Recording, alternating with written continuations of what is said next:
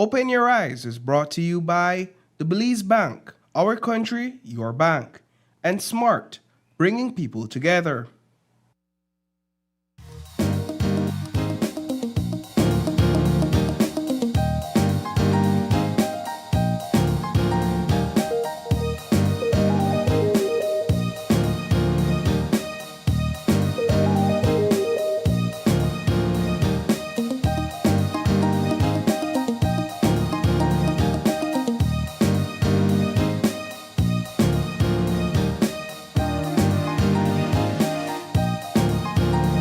Live from the GBM studios in Belize City, it's Open Your Eyes. Start your morning right with your hosts, Sabrina Daly and Paul Lopez.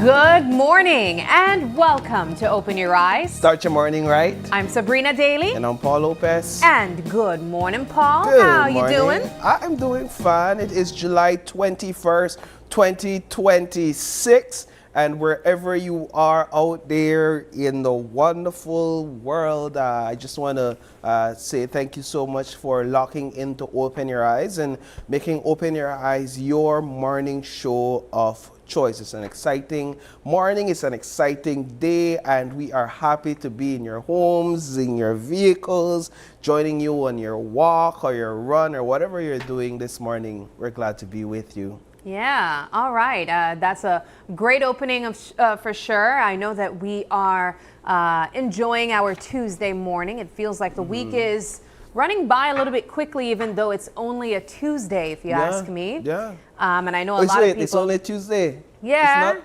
Thursday. So you to feel the vibe too, right? You feel like it's flying by pretty quickly as well. I feel like tomorrow, that Friday. I don't know what planet I live, man. Okay, clearly you are way ahead of me. Yeah. But yeah, let's jump into it. I know that we have some topics to discuss, but before that, we want to share our show lineup with you guys and give you guys an idea of the extensive conversations that we have lined up for you guys. We're going to start things off with perhaps an important conversation. We'll be joined by Francis Fonseca, and he'll be talking about the state of education in Belize. We'll also be looking at the U.S. State Department and their professional exchange program. And then a little bit of a celebration. We continue on as we share and support our Belizean athletic teams. Team Belize is set to represent the nation on the international stage. Yeah, I can't continue without making note of the fact that we'll also be pressing Minister Fonseca on foreign affairs issues. So we have two segments with him. And so we'll ensure that we make use of both segments because he's what we refer to as a super minister, right? He holds multiple portfolios, and so we have to ensure that we cover our bases as much as possible. Yeah. You would also imagine that it's not often that we have him on set here with us, and so we definitely take advantage of that. If you guys have questions as well, this is your time to put those questions together and get ready to drop them in the comments section. Yes, we'll take advantage of his presence, not of him. Yeah. Right? He's safe. He's safe here. Yes. All right, good. So now in terms of the things you need to know before you leave your home, we have 5 topics up for discussion this morning. The first is a question. Are Belizean attorneys being shut out of the High Court? Second conversation, Belize Corporate Registry faces renewed criticism. Thirdly, to an environmental issue, loggerhead turtles protected by law killed by sargassum. Fourth, is the Kobe Foundation water unsafe? Is the prison's water unsafe? And last but certainly not least, as I noted this morning, it's Tuesday, and that means we are in week 3 of KTV The Remix Season 8. We'll just remind you all about how you could get tickets and who's the contestants that are still in play. Also, for this the season. Theme that we're jumping into, or the genre, it's disco nights. Is it? Yes, it I is. actually missed the spin the wheel thingy, but we'll talk about it. Yes. All right, let's jump into it. Perhaps we can begin on some more serious topics first. I know that For the latter part of last week, there was discussions around frustrations coming out of the judiciary, where some attorneys Belizean attorneys feel like they're being overlooked, where opportunities are concerned for their positioning in the High Court. We were able to speak to representatives of the Association of... So there's the Association of Defense Attorneys. Yes. And then there's the Bar Association. And the Association of Defense Attorneys spoke yesterday. We were able to speak with Attorney Orson Elrington. We also heard from Attorney Dickie Bradley and even Ms. Sharon Fraser, who had put an application forward. So they're expressing frustrations of feeling overlooked. In some cases, even as far as not acknowledging their application. That comes from Ms. Sharon Fraser. And so many people are wondering if persons, foreign lawyers or foreign attorneys, foreign judges are being sought as opposed to our Belizean legal representatives. Yeah, and this is at the High Court level. And this conversation has been taking place for years, Sabrina. When I first entered the media about 8 years ago, this conversation was taking place, and it's still happening today. And what renewed the conversation is there are two things I see happening. One, we see Justice Antoinette Moore, who has served her time, and she has indicated that she is leaving the bench, right? After a successful tenure as a High Court judge, she's leaving the bench. She is, based on the report, the story that Shane produced last night, she is the only justice on the bench with Belizean roots. After that, the primarily foreigners, right? Foreign judges. And so there's that one aspect. She's leaving the bench. And then talks have surfaced of two new potential appointments to the High Court. And it just so happens that those two appointments or those two potential appointments, because nothing has been set in stone according to the Attorney General, one is from Trinidad, and then the other is from Guyana. So you have Ms. Shaniza Smith, who is a Guyanese attorney, and then you have Trinidadian attorney Peter Carter, right? And there he is. So what the association is saying, the Association of Defense Attorneys, they're saying, last night we heard from, let's say for example, Orson Elrington, who's saying that the latest two appointments are for two judges on the criminal bench. And I want to be clear, we're not saying that the judges who have been selected are not competent. We're not saying that we have anything against our CORICOM brothers and sisters. But what they have been saying for years is that the Association of Defense Attorneys represents 95% of people who sit on the criminal bench, right? So the Association of Defense Attorneys represents people or attorneys who represent people in criminal cases, primarily.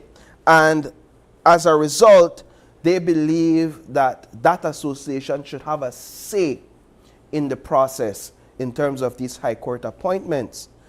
And so we also heard from the head of the Bar Association, who on the other hand is defending the process. And saying that it's constitutional. Saying it's constitutional, saying, we believe that it was important to ensure the public that there is a constitutional process when it comes to selecting judges, and that the Traditional Legal Services Commission has acted fairly. The commission that is established to make these decisions have acted fairly in the appointment of judges over the years, right? So on one hand, you have one association, the Bar Association, which is the overarching association, and they have a seat in the terms of making these decisions, saying the process is fair. But on the other hand, you have the defense attorneys saying that we feel as if Belizeans are being overlooked. Yeah. And I really appreciate the comparisons that Shane Williams made to other Caribbean countries. Whereas in Trinidad, for example, it's primarily, if not all, Trinidadian attorneys at this level. When you look at Jamaica, it's primarily all Jamaican attorneys. I think there was one other country, if I'm not mistaken, it's Guyana, or some other, Guyana, yes. And it's primarily, if not all, Guyanese judges. But then you come to Belize, when they say, Belize are not a real place. We like foreigners, we like foreign. Yeah, and again, I understand and I agree with the Association of Defense Attorneys to an extent, in that their qualifications cannot necessarily be questioned. I believe these are highly competent people, but I also ask, what does it say about nationalism? What does it say about the ability of our own people that have trained themselves, that have gone through schooling for years, that have experience in court? And chose to come back home and give back. We heard from Ms. Fraser saying exactly that. She also expressed that she did not have the ability to go and do this in Trinidad, for example, or Guyana, you know. And so to be overlooked in your own home country, which you have invested yourself to be able to come back and give back to, I think is disheartening.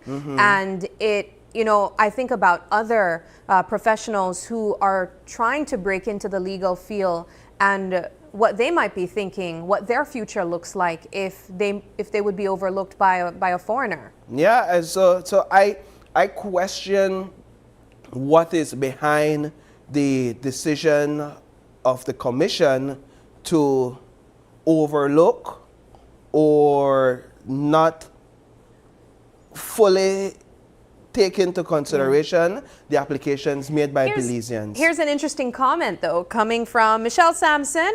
She said, I'll say this, General. Some local attorneys have the worst work ethics, and they have to realize the post they are going to hold. So this is an interesting devil's advocate position. She's suggesting that perhaps some people are just not equipped with the necessary work ethic to fill this position or certain positions like this. Okay, well, I mean, we appreciate it and we welcome all comments. All right. She also said Belizean attorneys can go in the Caribbean. Remember, Godfrey Smith, senior counsel, was an attorney in St. Lucia. That's true. And then you have Dennis Barrow, who's a CCJ, who is at the CCJ as well. So you're right. So that squares that off. But for me, it still goes back to the whole idea of nationalism here in Belize, right? And whether or not we are truly considering our Belizean attorneys and what makes them not qualified to the point where our High Court is primarily made up of CARICOM and foreign judges. I think it raises the questions, and there's room for discussion where that is concerned. Well, we also want to continue the discussion on SmartStream leaks and everything surrounding that. We have been doing an extensive investigation into this matter, particularly in the Ministry of Defense. And there's been several different point of views that we've also tapped into. One of the most recent, Paul, has been your coverage in last night's newscast, looking at the Belize Corporate Registry and the information that you can find if you are even able to come up with anything without actually paying. I really appreciated the way that you presented the story. You showed yourself trying to do a search of a company and then coming up short with information, subsequently calling, and also coming up short with information. It is my personal view, Sabrina, that we operate in a country and in a democracy of secrecy where information is concerned, right? I believe that transparency or a lack thereof forms a part of one of our greatest weakness as a democracy. and as a society. So in this story, I try to take people through a simple process. Yeah. Where I believe that if you as a company, you're doing business with government, then as a business, or a company, your information should be public, because at the end of the day, it is taxpayers' money that you are receiving. So you're doing business with me as a taxpayer. You're doing business with the general public. So the least I should be able to know is who you are and who's behind this company. Prior to 2022, as you heard in the story, Marisol Amaya from XTV News said, prior to 2022, you are able to go to an office, an archive in Belmopan and simply search up the documents. You could find these company names, find the directors, find the owners, etc. But after 2022, when they merged the local and the international registry together, it all became online data. And as the story shows, that online data goes, as where public access is concerned, only goes as far as telling you when the business was registered, what's the name of the business or company, and if it remains active. Outside of that, you can't get any more information. So we decided to call the company registry to find out, all right, how can we get access to this information? And what I learned really quickly is that the process is restrictive, because they informed me, and I have the email, I should have sent in the email, but essentially what they informed me was that you have to pay, let me just pull it up here quickly, sorry guys. Up to like $500. Right, so they said in their response to my email, because they have to send an email and request the information. Yes. They responded saying that kindly note, and I'll send it in, maybe we could pull it up. Kindly note that information on the entries can only be provided to you in the form of a search, right? So this is the email I sent them. Because I can't access the information on the website, I sent them, you're saying, in the spirit of transparency, please release the name of the proprietors of these companies, Kukulkan, RSL, J&J, MP Farms, A&Y Fresh Vegetables.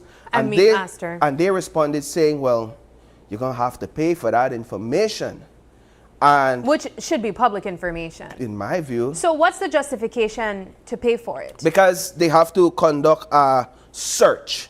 So they have to do a search. Like type it in a search bar. Well, that's a good question. Enter. Or whether it may be that the documents are still in the archive or still, physical documents, and then they have to go and so because they have to get out of a chair, pull out a drawer, search for a folder, that costs us $500? Well, it is $150 per search for company search. Oh, wow. And $50 per business search. So they do their own maths and they come up to $500 based on my request. I would love to hear the justification of the pricing and why it even is priced. My challenge is I'm a journalist, right? And yes, me or the company may be able to foot that bill. That's another conversation altogether. It's not whether or not we will pay for it. But if you are an ordinary citizen that simply wants to know, there's a response from them, that simply wants to know who own their company where they collect my taxpayers' money,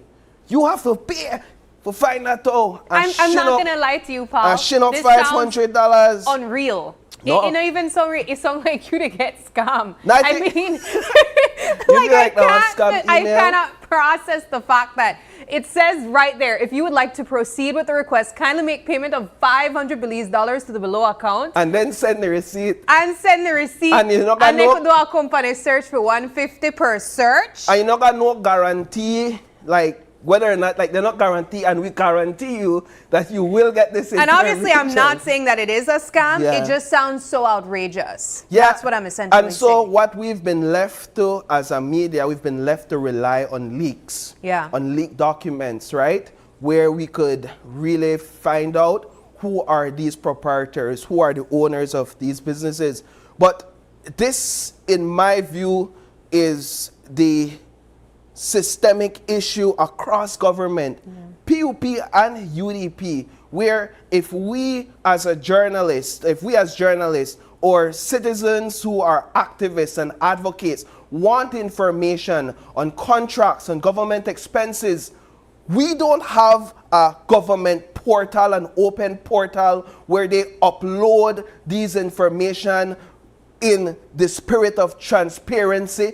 You the government, brother. You work for the people. And if you enter into an agreement with a private business, the least you could do is to show the people exactly what agreement you entered into on their behalf and have that accessible. But no, if we want that information, what do we have to do? We have to submit a FOIA request, a Freedom of Information Act request. And if the powers that be believes that that information is exempt, is restricted from public access, classified, then come hell or high water, we know I see that information. Or in some cases, I believe, if they believe the information implicates somebody to whatever extent, then come hell or high water, we know to get that information. And that is why I say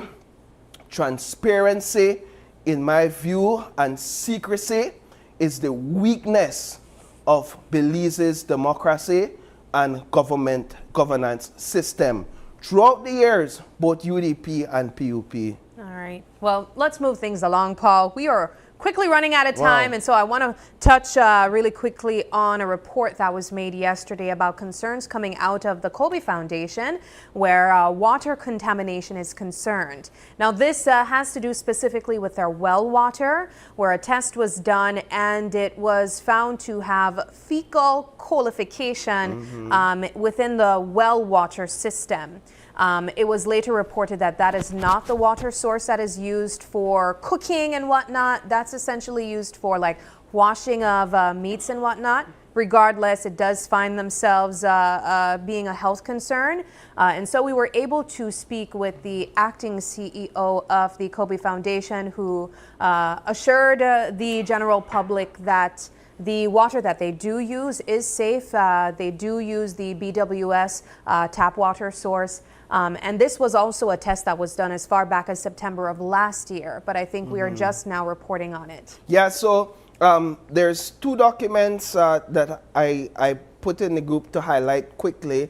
The first, and you're right, Sabrina, what the findings based on samples, water samples tested from the Kobe Foundation, both BWS tap water and the well tap water that goes into, that flows through the prison system, what they found is that the BWS water is in fact used for cooking and washing dishes, bathing, etc.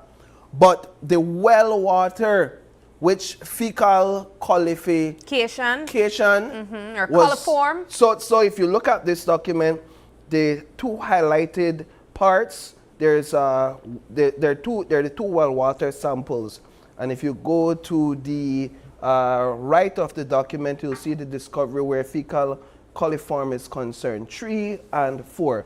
All that to say is technical. This is a technical document, but all to say is that yes, the fecal coliform was discovered and it's contaminated. It's also used to like flush toilets and whatnot. But what the document reveals, which is revealing, if you could show that, is that this is from the Ministry of Health, and the Ministry of Health is saying that that same well water, while it was not used for cooking, used to wash meat. It was used to wash the meat, and it was used to wash the vegetables. So when we spoke, can we show that document quickly? When we spoke to acting CEO Francis Woods yesterday, he sought to assure us and the general public, one, that they don't use it to cook, and two, that as soon as they found out about it, they rectified the situation.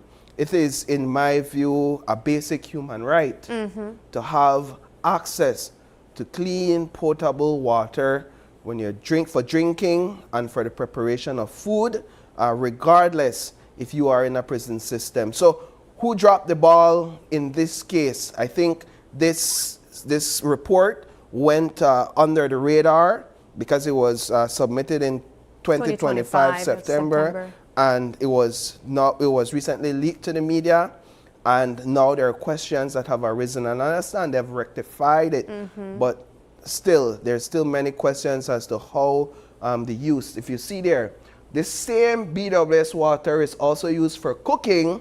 However, we found out that the well water is used for pre-preparation of the food in the washing of vegetables and meat.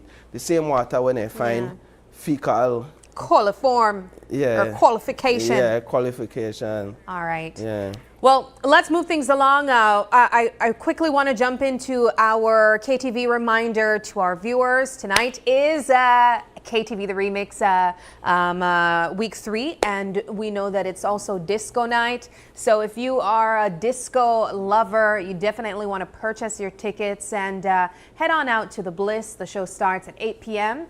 We'll also be seeing 2 persons, I believe, be eliminated tonight, and so I'm hoping that you have been voting for your favorite contestants. I believe we have up to 8 in. We have 8 right now. Right now, and I believe 2 will be eliminated. And so it's always a sad night, I think, when you see when there's a possibility of your favorite going home, because we have to remind people, regardless of the talent that we see and the great performances that we see week after week, if you do not vote for your favorite, there is the possibility that they can go home.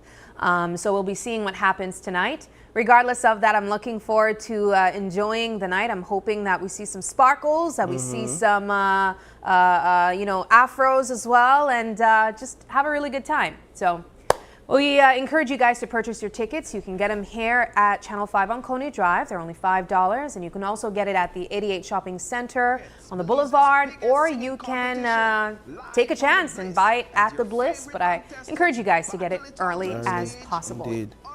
All right, Paul, we do have to wrap things up. We've exhausted our time here, and people would have said with a long bench this morning, I love right? that for you. But we do have to take a quick break, and when we come back, we'll be joined by the Minister of Foreign Affairs, Francis Fonseca, and he'll be speaking on a range of topics here on the couch.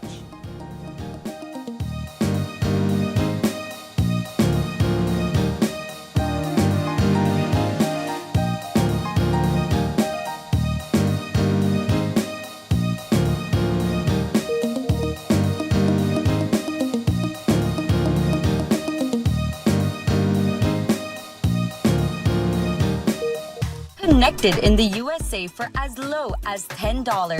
With Smart Roaming Data Pass, staying connected is simple and affordable. Get the data you need starting at 1,000 megabytes to stay connected, to larger plans that keep you online while you travel across the USA, so you can message, browse, video call, and navigate wherever you go. No SIM swap, no bill shock. Just simple, affordable pricing. Activate easily by dialing *100# using the Smart app or online. Smart Roaming Data Pass. Staying connected the smart way. Smart, bringing people together.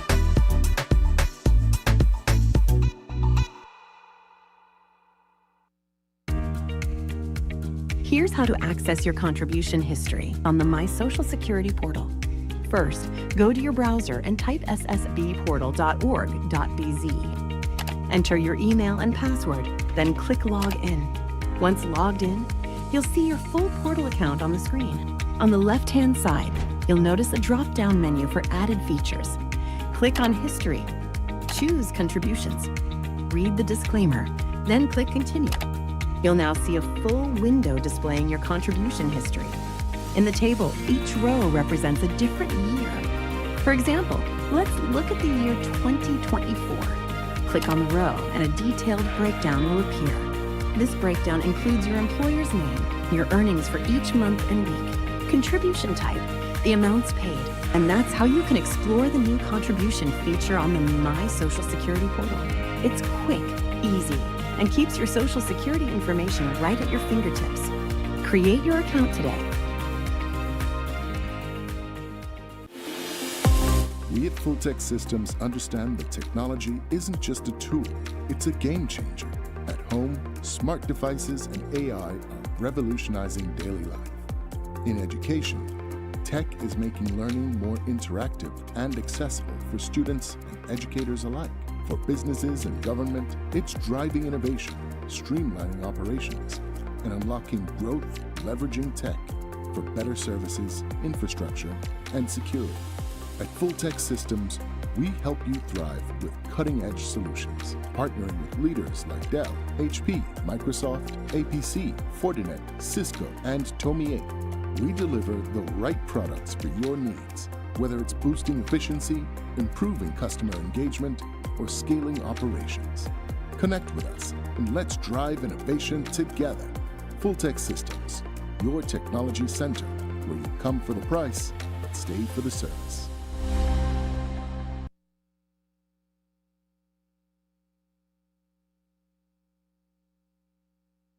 Let's all be safe during the rainy season.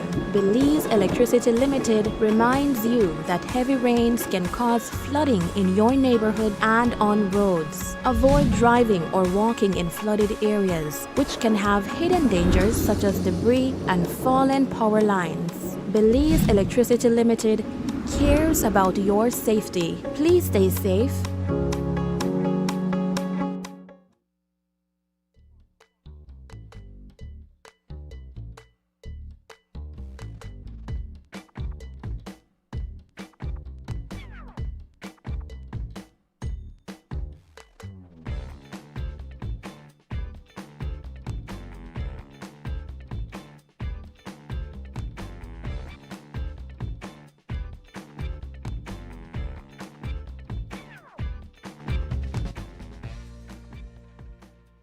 Every dollar you save today is a seed for tomorrow.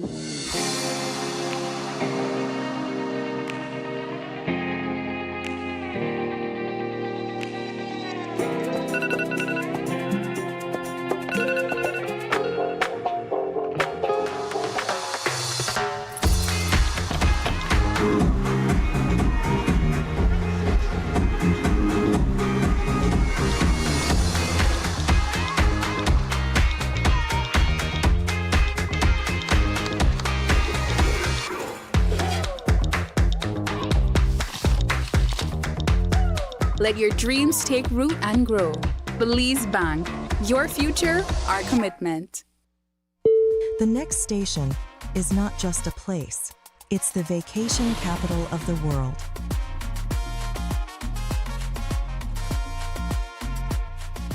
Mexican Caribbean, the vacation capital. KTV The Remix Season 8 is bringing the heat every Tuesday night.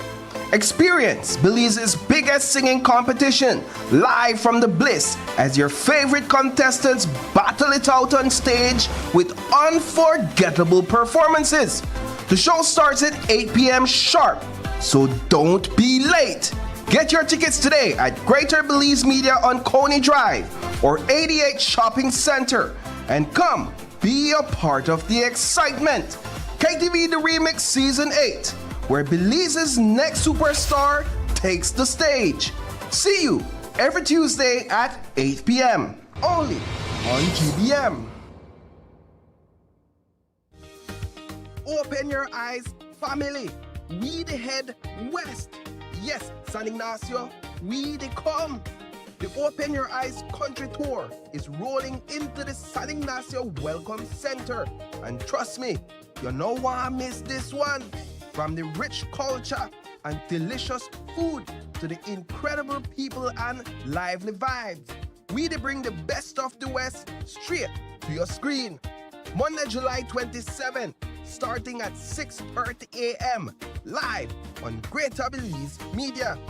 Open your eyes to beautiful San Ignacio. He skipped nights out, said maybe next time too often. Ramen became a lifestyle, all for this moment, his first car. Protect what you've worked for with RF&G Motor Insurance.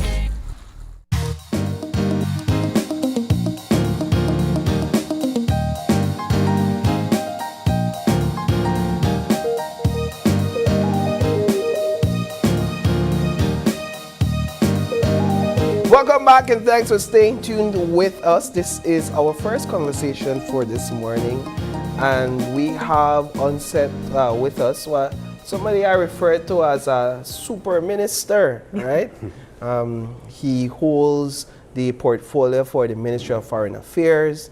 He's also the Minister of Education, Minister of Culture, Science, Technology. I'm sure I missed one or two, but we'll get it right throughout the conversation. None other than Minister Francis Fonseca. Good morning, sir. Good morning. Hi, good morning, good morning.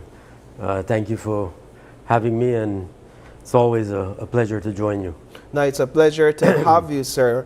And the last time we caught up with you in an interview for the news was the day you returned to office after being on health leave, right? The last time before we saw a minister go on a health leave, he's yet to come back. So it's good to see that you were back in such short order.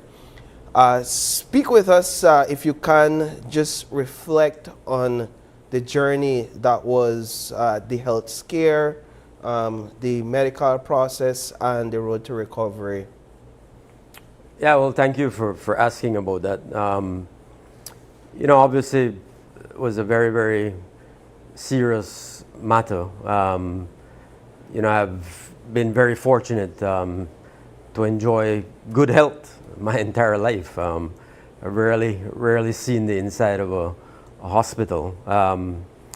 So a few months ago, I think perhaps around the end of January, while traveling, I started experiencing, a sort of burning sensation. So these symptoms came up, especially when I was, as I said, traveling, walking through the airport, that sort of thing. So, after a few, experiences with that, I thought, this is something I should check out. And that's an important lesson for all of us. Listen to your body. Yeah. And especially for men, Paul, we tend to dismiss these things. We don't want to go to the doctor. They have to force us or push us. So after a while, I said, listen, let me check this out. I thought, it must be something that could be easily corrected, easily fixed.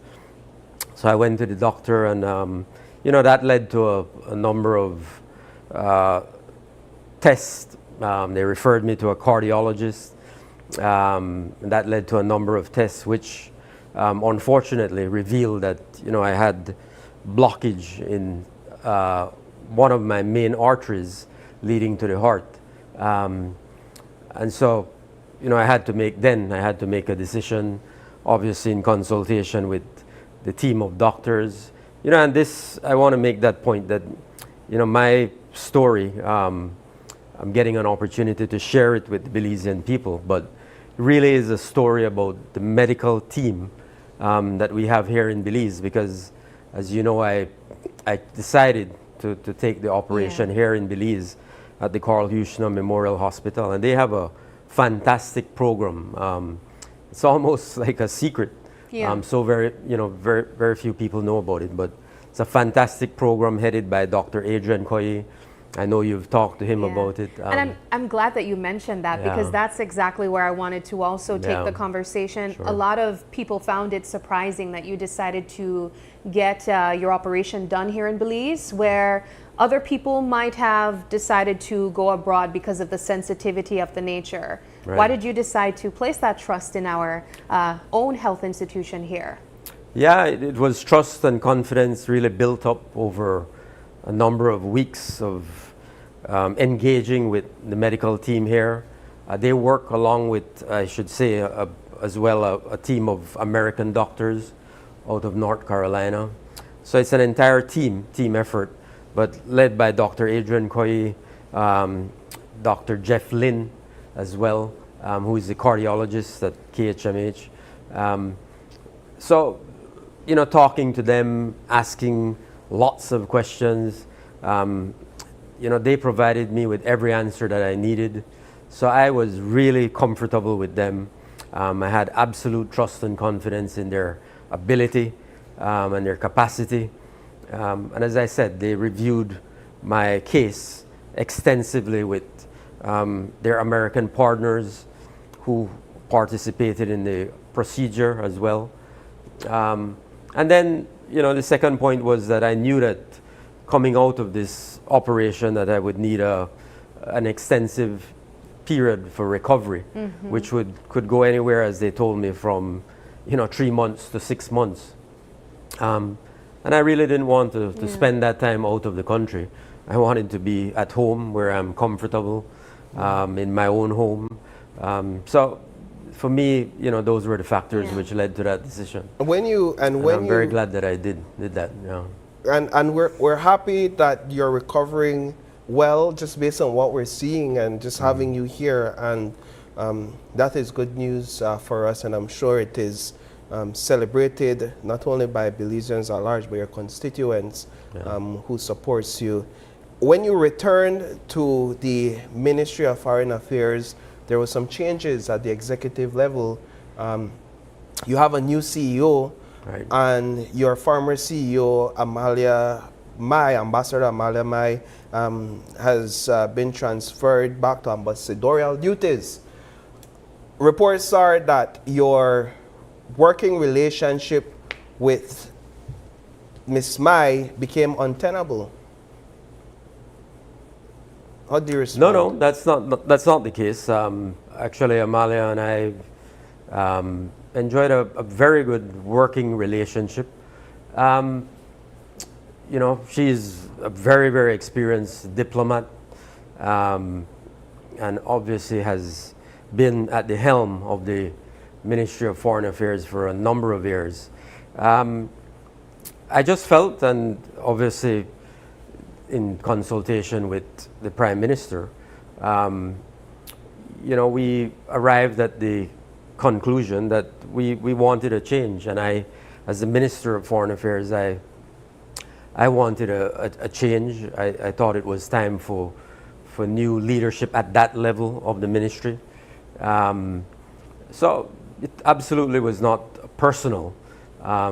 It had to do with my feeling of where we needed to go and who would best fit into that position at the time.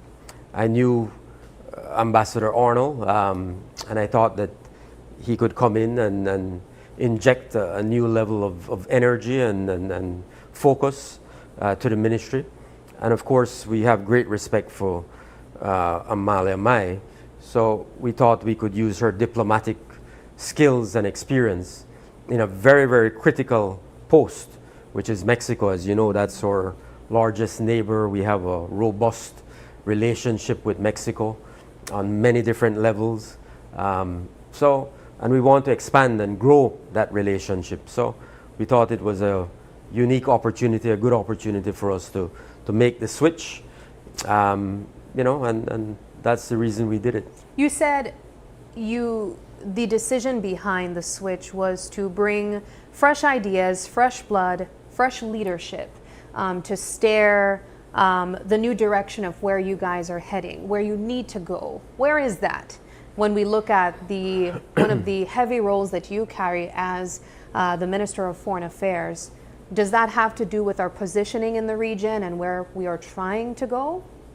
No, absolutely, absolutely. We, the Ministry of Foreign Affairs plays a critical role in terms of Belize and foreign trade. I should make that point. We often leave out foreign trade, but plays a critical role in Belize's national development. So, as you know, the number one priority for foreign affairs, of course, is the preservation, protection of our national sovereignty, our independence, or territorial integrity. So, we are on track, as you know, with the ICJ in terms of the Belize-Guatemala referendum. We're on track to resolving that issue peacefully, definitively. So that's the number one priority, but there's so many other issues. And as you said, we really want to focus on economic opportunities for Belize? How can we, through our diplomatic corps, expand economic opportunities for Belize, look at new trade markets, attract new investments into Belize? So that for us is a critical area. Ambassador Arnold has a background in finance, and that's a critical priority for us. And so that was a factor as well in bringing him in, so that we can advance that issue regionally. How can we be more effective in terms of our relationship with CARICOM? How can we grow that relationship? How can we as well get a stronger footprint in SECA, in Central America? How can we benefit more from that relationship, that partnership we have with Central America? I feel that we have not been doing enough of that work. So those are critical priorities for us moving forward. Yeah, and that diplomatic corps is so important because presence matters, right? Being there, representation. You see we see you, and so you know that we have a presence. However, reports suggest that there has been a long-standing shortage in foreign service staff across different embassies and consuls, etc. So what's your plan to expand foreign service staff across these diplomatic corps areas, and furthermore expand diplomatic presence? Yeah, well, I think, over the past 2 decades, really, I don't want to limit it just to our term in office, but we've really done a good job, I think, of expanding our diplomatic footprint across the globe.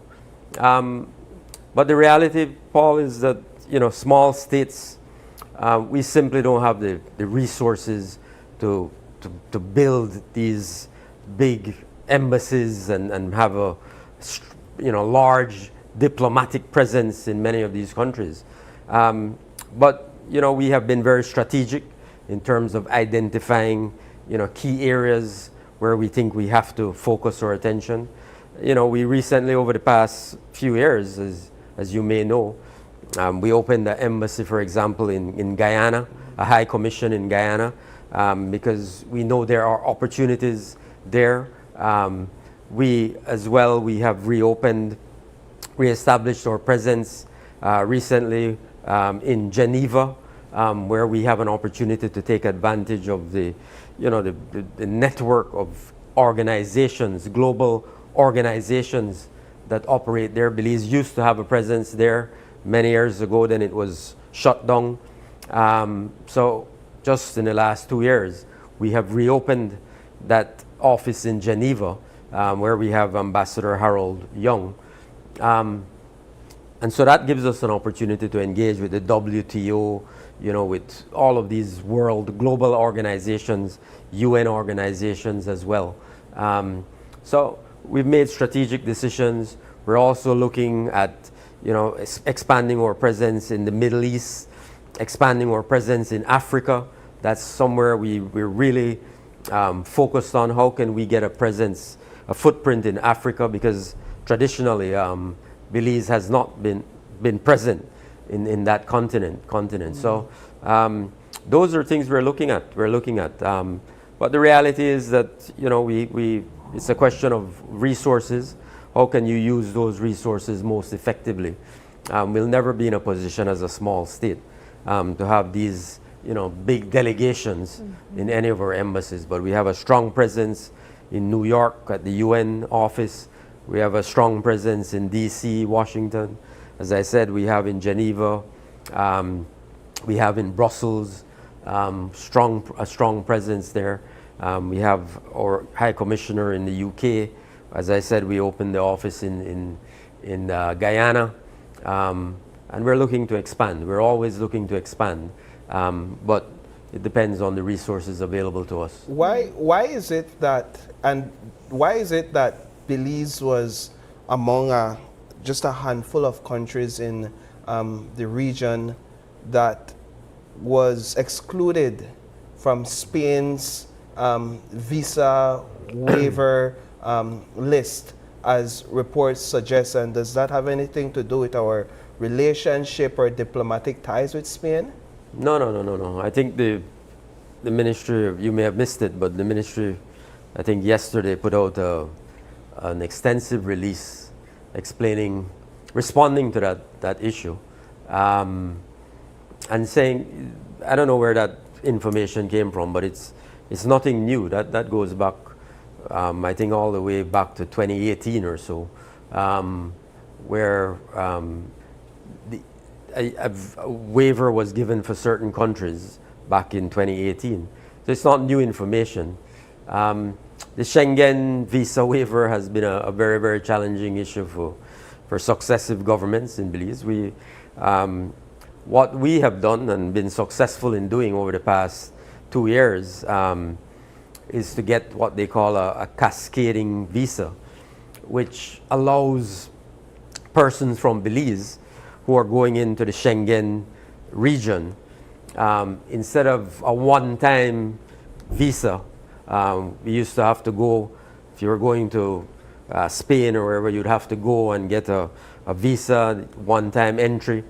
Now the cascading visa allows you to get a visa for 3 to 5 years, so you don't have to go up and down. But the whole Schengen visa thing is really caught up in EU politics. It's a very difficult issue, as you know. If you all follow the news closely, you will know that immigration is a hot button issue in Europe, with the rise of all of these, far right politicians and parties who are anti-immigrant.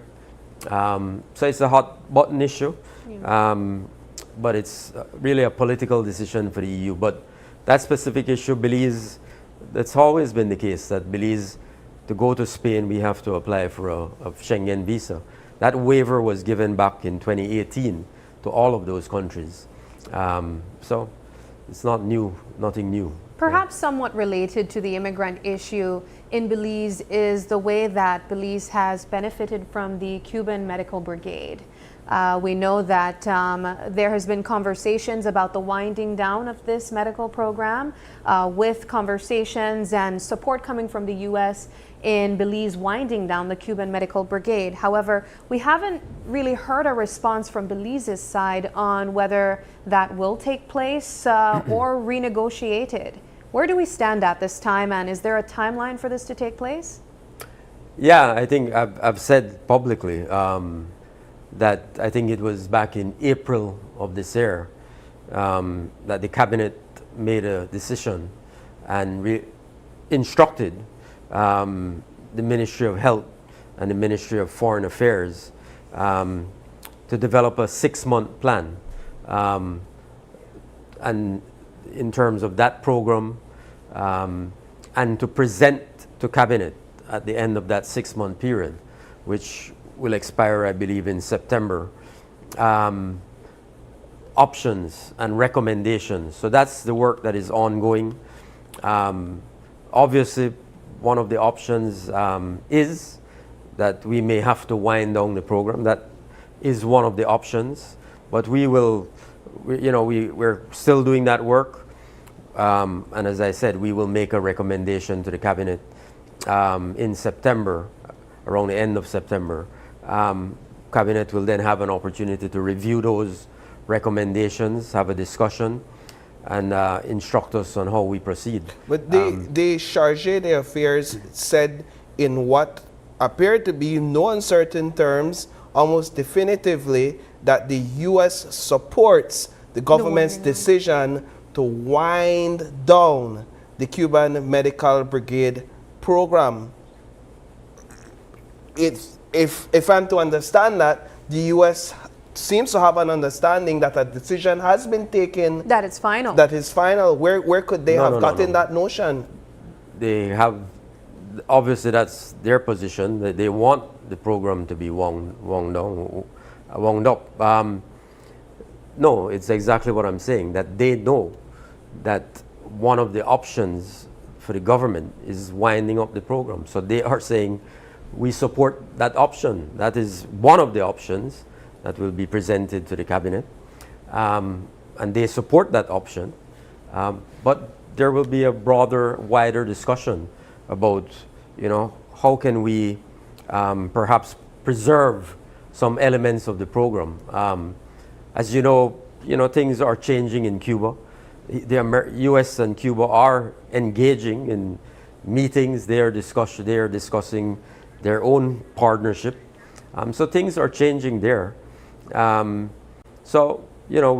looking at that, and one of the issues we want to look at is how can we perhaps work with the Cuban doctors and nurses to make some arrangement where perhaps they have permanent residence in Belize, or where we're able to provide them with work permits to operate in Belize. Under our program, I should make this very clear, we pay these doctors directly, right? The issue for the Americans is that they view this program as human trafficking. That's they view it under that large umbrella. And we have made it clear that we pay these doctors directly. Nobody's holding their passports. Yeah. So there are critical differences in terms of Belize's program. But in terms of a deadline, as you asked, we hope to have that matter resolved one way or the other by the end of September. What I'm also asking is, how does the government of Belize or Belize avoid bending to the will of the U.S. when they have taken a clear position that many countries around us have fallen in line with? Yeah, well, we're dealing with the United States of America, Belize's largest trading partner. We are very dependent on them for many things in terms of our economy, our banking system, tourism. So we value that relationship. And we have to engage in constructive dialogue with them at all times. So we're very sensitive to that. But Belize is a sovereign, independent nation. We are guided by certain core fundamental principles. So how do we find the right balance? That's always the objective. So we have a respectful relationship with the United States. We have a constructive dialogue, as I said. We maintain that dialogue. We're always talking to them, responding to their questions and concerns. And I think, the more we share about our program, and what we're trying to do, I think they understand that. So in terms of this particular issue, they understand where we are. They know that the timeline that we're looking at, just as I've shared with you, they respect that timeline, they respect that process, and at the end of September, we'll see where we are. Speaking of relationships that we have maintained regardless of the potential tensions that could come out of the United States, we know that Belize has continued to value its bilateral relations with Venezuela, which recently experienced an earthquake. Yeah. We've also supported them in sending support and resources. Talk about the importance of maintaining relationships regardless of those potential tensions that can come out of the United States. No, critically important. Belize, is a country that we're a small state, and it's critically important for small states to have robust relationships with many different nations. So, our relationship with Venezuela, as you all know, goes back many, many years. They have been a good friend, a good partner in Belize's development. So we were very, very, sympathetic most recently when, as you pointed out, they had these very, very serious natural disasters, the two earthquakes, and Belize was very quick to respond along with our brothers and sisters in CARICOM to helping our sister nation, Venezuela. But as you know, the relationship between the United States and Venezuela has also been completely upended, transformed. So that's a very different dynamic now. And the United States is very, very much involved and engaged in Venezuela now. So it's a different type of relationship. But yes, the important point, as you said, is ensuring that we continue to maintain relationships with many, many different countries across the globe, based on our national interest. Yeah. One of the more recent responses that we've seen was, a statement that was issued to Guyana, where a ferry was learned to be capsized after persons seemingly overloaded it. We know that there were several people who were displaced, some even dying. What was your reaction to that? This is a CARICOM country. Yeah, no, very, very tragic. Yeah, I've been getting regular updates from our High Commissioner in Guyana, Gail. Just got one a few minutes before I came here. She was telling me that overnight they recovered an additional 50 bodies overnight. On the positive side, I think they were able to rescue some 60 people. So that's good news, but an absolute tragic incident. And we've reached out, as you know, President Ali is a good friend of Belize, good friend of Prime Minister Briceño. Prime Minister has called him. We've reached out to them and expressed our solidarity and, asked them how can we provide any meaningful material support in any way. We're praying for our brothers and sisters in Guyana. For the sake of time, I want to transition into a couple of questions I have on the education front. Sure. Minister, one of the things I've noted based on reports is that the Ministry of Education is piloting a new approach to these high school entrance exams, or primary school leaving examinations, as some would call them. Can you give us some insight into what these new approaches are and how does it benefit students in the long term? Yeah, it's called the National Assessment program.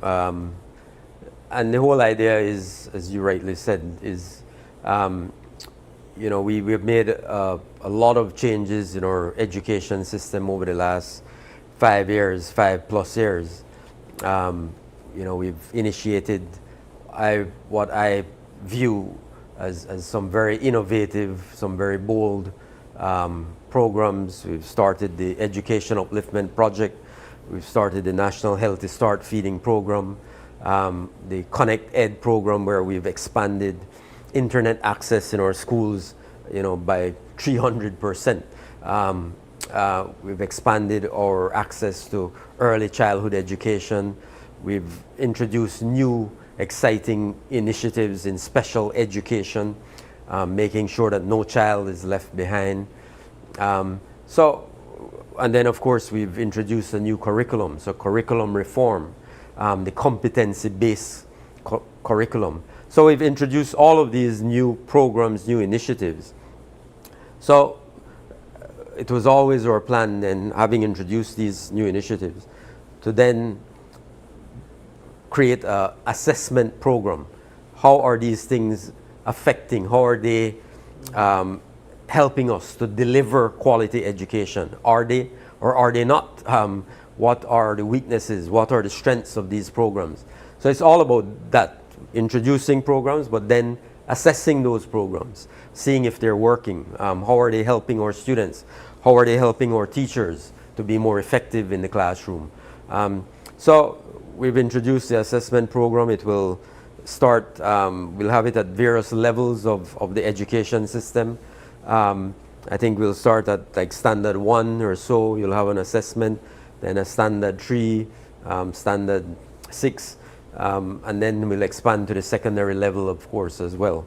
So that's what it's really all about, making sure that we're not just introducing programs, but that we're reviewing those programs, that we're assessing their impact on the education system, and ultimately, obviously, the objective has to be that we're producing better quality students who are performing better, who are performing better in English, in math, in science. That has to be the objective. So that's what the assessment exercise is all about. Will this assessment determine in any way whether a student transfers into another class? You mentioned high them school? taking the examination as early as Standard 1. Will that determine if they transition into Standard 2 or into high school? No, that won't change. It's not meant to determine. It's not a pass-fail sort of assessment. It's an assessment of Paul's strengths are A, B, and C. Paul's weaknesses are D, E, and F. How can we then, teacher gets the information, Paul and his parents can get the information, the school has information. How can we then all work together to improve Paul's weaknesses? So it's not about, that's one of the things I didn't like about the PSC and the... It even had kind of like a stigma to it as well. Absolutely. Like you can't get into this school or... I didn't like that. So we changed that. And we certainly are not going to make that mistake with this assessment tool that we've created. It's all about support. How do we support the students? How do we support the teachers in the classroom? So the teacher, when they look out into the classroom at their students, they know, they have information on what do I need to do to better support this particular student? What are his or her strengths and weaknesses, as I said? We are critically important. We are also in the era of technology. And it's interesting because I appreciate us having this conversation since you are the Minister of Education. Where AI is concerned, there are some educators who embrace it and some who absolutely do not. What are your thoughts on artificial intelligence in this era, and if it is bringing a positive impact to education here in Belize? Yeah, I think, artificial intelligence is here, and it's here to stay. We can't bury our heads in the sand and pretend it's going away. But we do have to put guardrails around the use and application of AI, especially in our schools, in our education system, for our young people.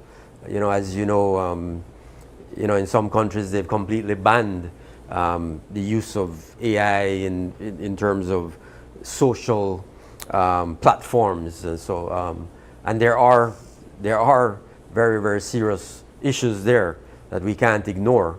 But I think we have to apply AI in our education system, in a smart way, in an effective way, but we have to put in place the guidelines. And I won't pretend we have all the answers now. AI is fast evolving. There's so much we don't know, especially here. There's a lot to learn. So, and the young people are, in many respects, way ahead of us. They're way ahead of their teachers. They're certainly way ahead of their parents. So, our obligation, our responsibility at the ministry is to try to responsibly allow the application of AI in our education system, but make sure that from the policy point of view that we put in place guardrails, as I keep saying, that will protect our students and allow them to as much as possible, to benefit from the positive effects of AI. Minister, now, just for the sake of time, we have to regrettably move the conversation along rather quickly. And so I want to ask for your thoughts here on open your eyes to the procurement scandal and the investigation that your administration is currently undergoing. What's your reaction to the patterns that has been revealed where these sub $10,000 payments are concerned? And at this point, are you or should anybody be ashamed to be a PUP given the negative light being shined on the party? I don't know what you're talking about, the negative light being shined on the party. The government, what is very clear is that we have a broken procurement system. And that's been the case for many years. Governments, successive governments under both administrations may have been comfortable with that broken system. What I can tell you is that our government, for many years, even before these revelations, because we've discussed it extensively in cabinet, we have recognized that the system is broken, and we've been working. I know we've had presentations. I remember Minister Chris Koye at the time making an extensive presentation about establishing a central procurement office in the government of Belize. So we've recognized for some time. So we've been trying to fix the system. You talk about, I'm sure, there's an audit going on, as you know. So I think the government recognizes that there are issues. I think the Prime Minister has made the right decisions. He has said, listen, let's do a comprehensive audit of this particular ministry. And let's find out exactly. I think we have to wait and find out exactly what happened, how far back this practice goes, what has been happening.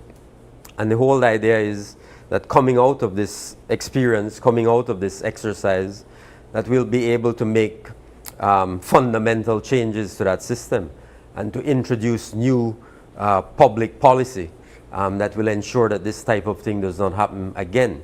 The BDF thing, I'm sure as you will, I hear different people talking about it. There are practical considerations when you're dealing with soldiers and the need to supply them quickly with food, fresh food. But how can you achieve that objective without violating any of your orders, your financial regulations, your store's orders, and those sorts of things? So I hope that coming out of this exercise, there will be very clear recommendations. And those recommendations shouldn't come, people ask me, what do you think about the threshold? And so that shouldn't come from politicians. Those recommendations should come from the technical people, the financial secretary and his team. They should say, listen, this threshold of 10,000 or what is not working. This is what we should have based on our experience, based on the reality of ministries in 2026. So I think that is the reality. And the People's United Party government, you talked about the PUP, I think is handling it responsibly. We're not hiding anything. We're having a full, comprehensive investigation into the matter. The Auditor General will do her job and present that report to the Prime Minister. And we will make decisions based on those recommendations. And as you know, two of our ministers are on leave. Action has been taken. All right. Well, Minister Francis Fonseca, we are completely out of time, but it has been a pleasure having you here on set with us. Hopefully, we can have you back again and continue to flesh out other areas of your portfolio. Of course, speak to works coming out of your constituency as well. But as we wrap up, I'll ask if you have any final words you'd like to express to the people tuning in right now. Well, I thank you for the opportunity. Just to thank the Belizean people. Really for the outpouring of support, the prayers, the many messages of love and support that I received from people across the country as I was recovering and going through my surgery. So I want to use that opportunity and to thank again the entire team at the Carl Huchner Memorial Hospital, fantastic doctors, fantastic nurses, who really made my whole experience a lot more a lot better, so I want to thank them and thank you as well for the opportunity. Yeah. No Alrighty, problem. thank you very much. Minister. Alrighty, we are going to take a quick break now, but don't go anywhere. Our next conversation is retired Major Lloyd Jones sharing ideas on supporting and valuing Belize's soldiers.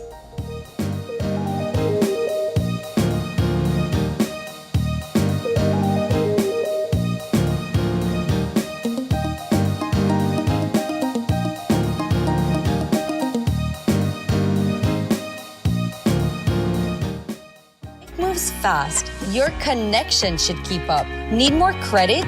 More data? A flex bundle that fits your lifestyle?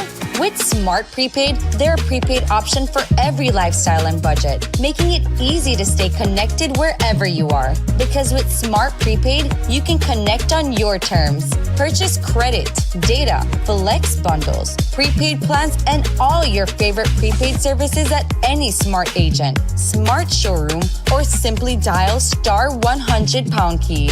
No stress, no waiting. Just fast, easy, convenient ways to stay connected every day. Smart Prepaid. Connect on your terms.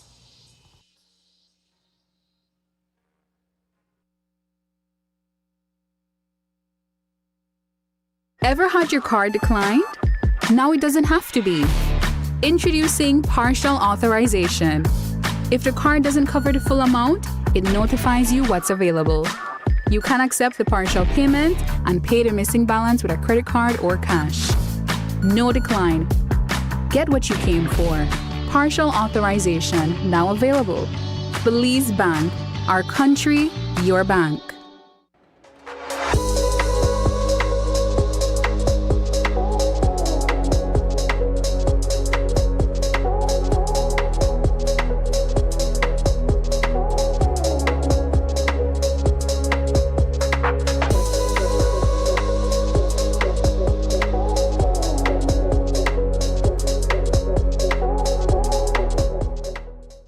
KTV The Remix Season 8 is bringing the heat every Tuesday night. Experience Belize's biggest singing competition live from the Bliss as your favorite contestants battle it out on stage with unforgettable performances. The show starts at 8 p.m. sharp, so don't be late. Get your tickets today at Greater Belize Media on Coney Drive or 88 Shopping Center and come be a part of the excitement. KTV The Remix Season 8, where Belize's next superstar takes the stage. See you every Tuesday at 8 p.m. only on GBM. Stay connected in the USA for as low as $10. With Smart Roaming Data Pass, staying connected is simple and affordable. Get the data you need starting at 1,000 megabytes to stay connected to larger plans that keep you online while you travel across the USA. So you can message, browse, video call, and navigate wherever you go. No SIM swap, no bill shock. Just simple, affordable pricing. Activate easily by dialing *100# using the Smart app or online. Smart Roaming Data Pass. Staying connected the smart way. Smart, bringing people together. He skipped nights out. Said maybe next time too often. Ramen became a lifestyle. All for this moment, his first car. Protect what you've worked for with RF&G Motor Insurance. So it started off like any other summer day in Belize. I decided to go down to Builders Hardware since I heard they had 25% off on summer outdoor products. I got a couple of items, a chair, a grill, a cooler, and I got carried away, but the prices were so good. But anyways, I might have gotten comfortable, maybe too comfortable. Then I saw the news, man, the hurricane season was not playing with me. But thank God Builders also had 25% off hurricane preparedness items as well. Flashlights, batteries, sealant, first aid kits, everything I need. And guess what? My grill survived.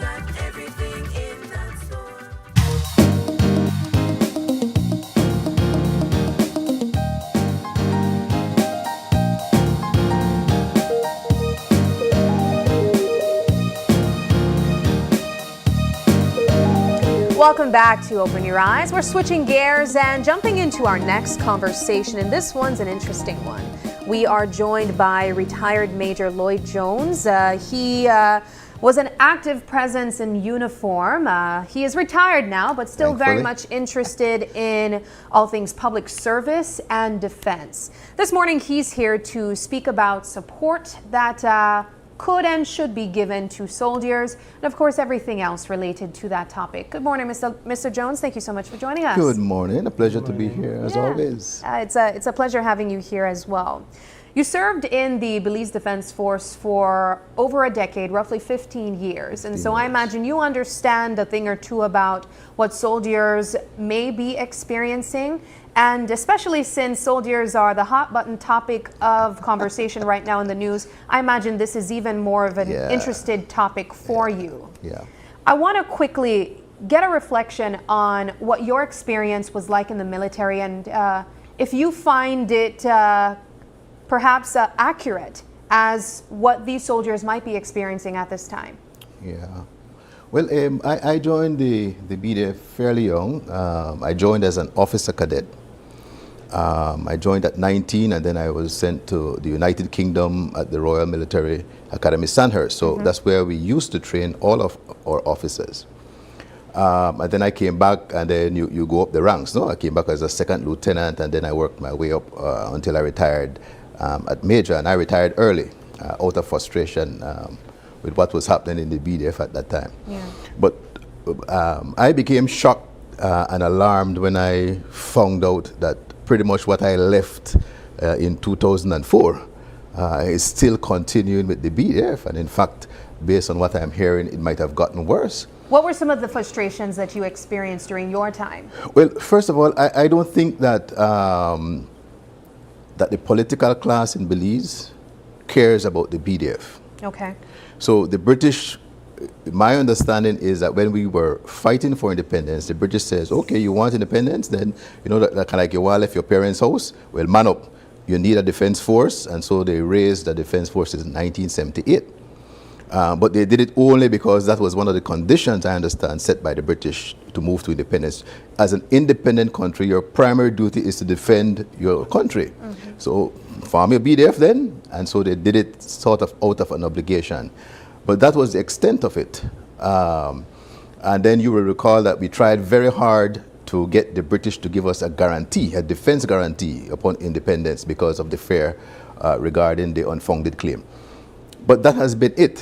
There has not been sufficient attention paid to the development of the BDF to ensure that it can, in fact, defend Belize. And so you find that there is a lack of resources, you don't get sufficient budget. And then for me, one of the things that kind of pushed me over the edge was when I saw politics creeping into the promotion of officers in the BDF. And so what you find is that people began to lobby politicians in order to move up. Yeah. And we see how this has destroyed the police department, where people align with certain ministers in order to move up. And it frustrates all of the good people in the police who are there out of genuine willingness to serve. And so it frustrated me, and I left.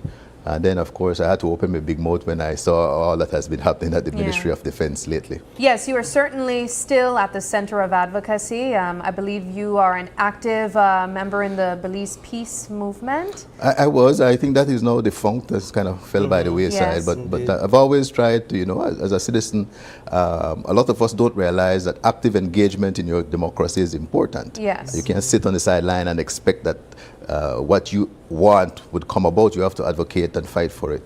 And so I've always been vocal, you know, try not to be everywhere and everywhere dealing with everything, but occasionally you do have to speak out as citizens. So then one might ask, you're not in the military anymore, you retired early, you don't have to deal with the troubles and tribulations of what you just expressed.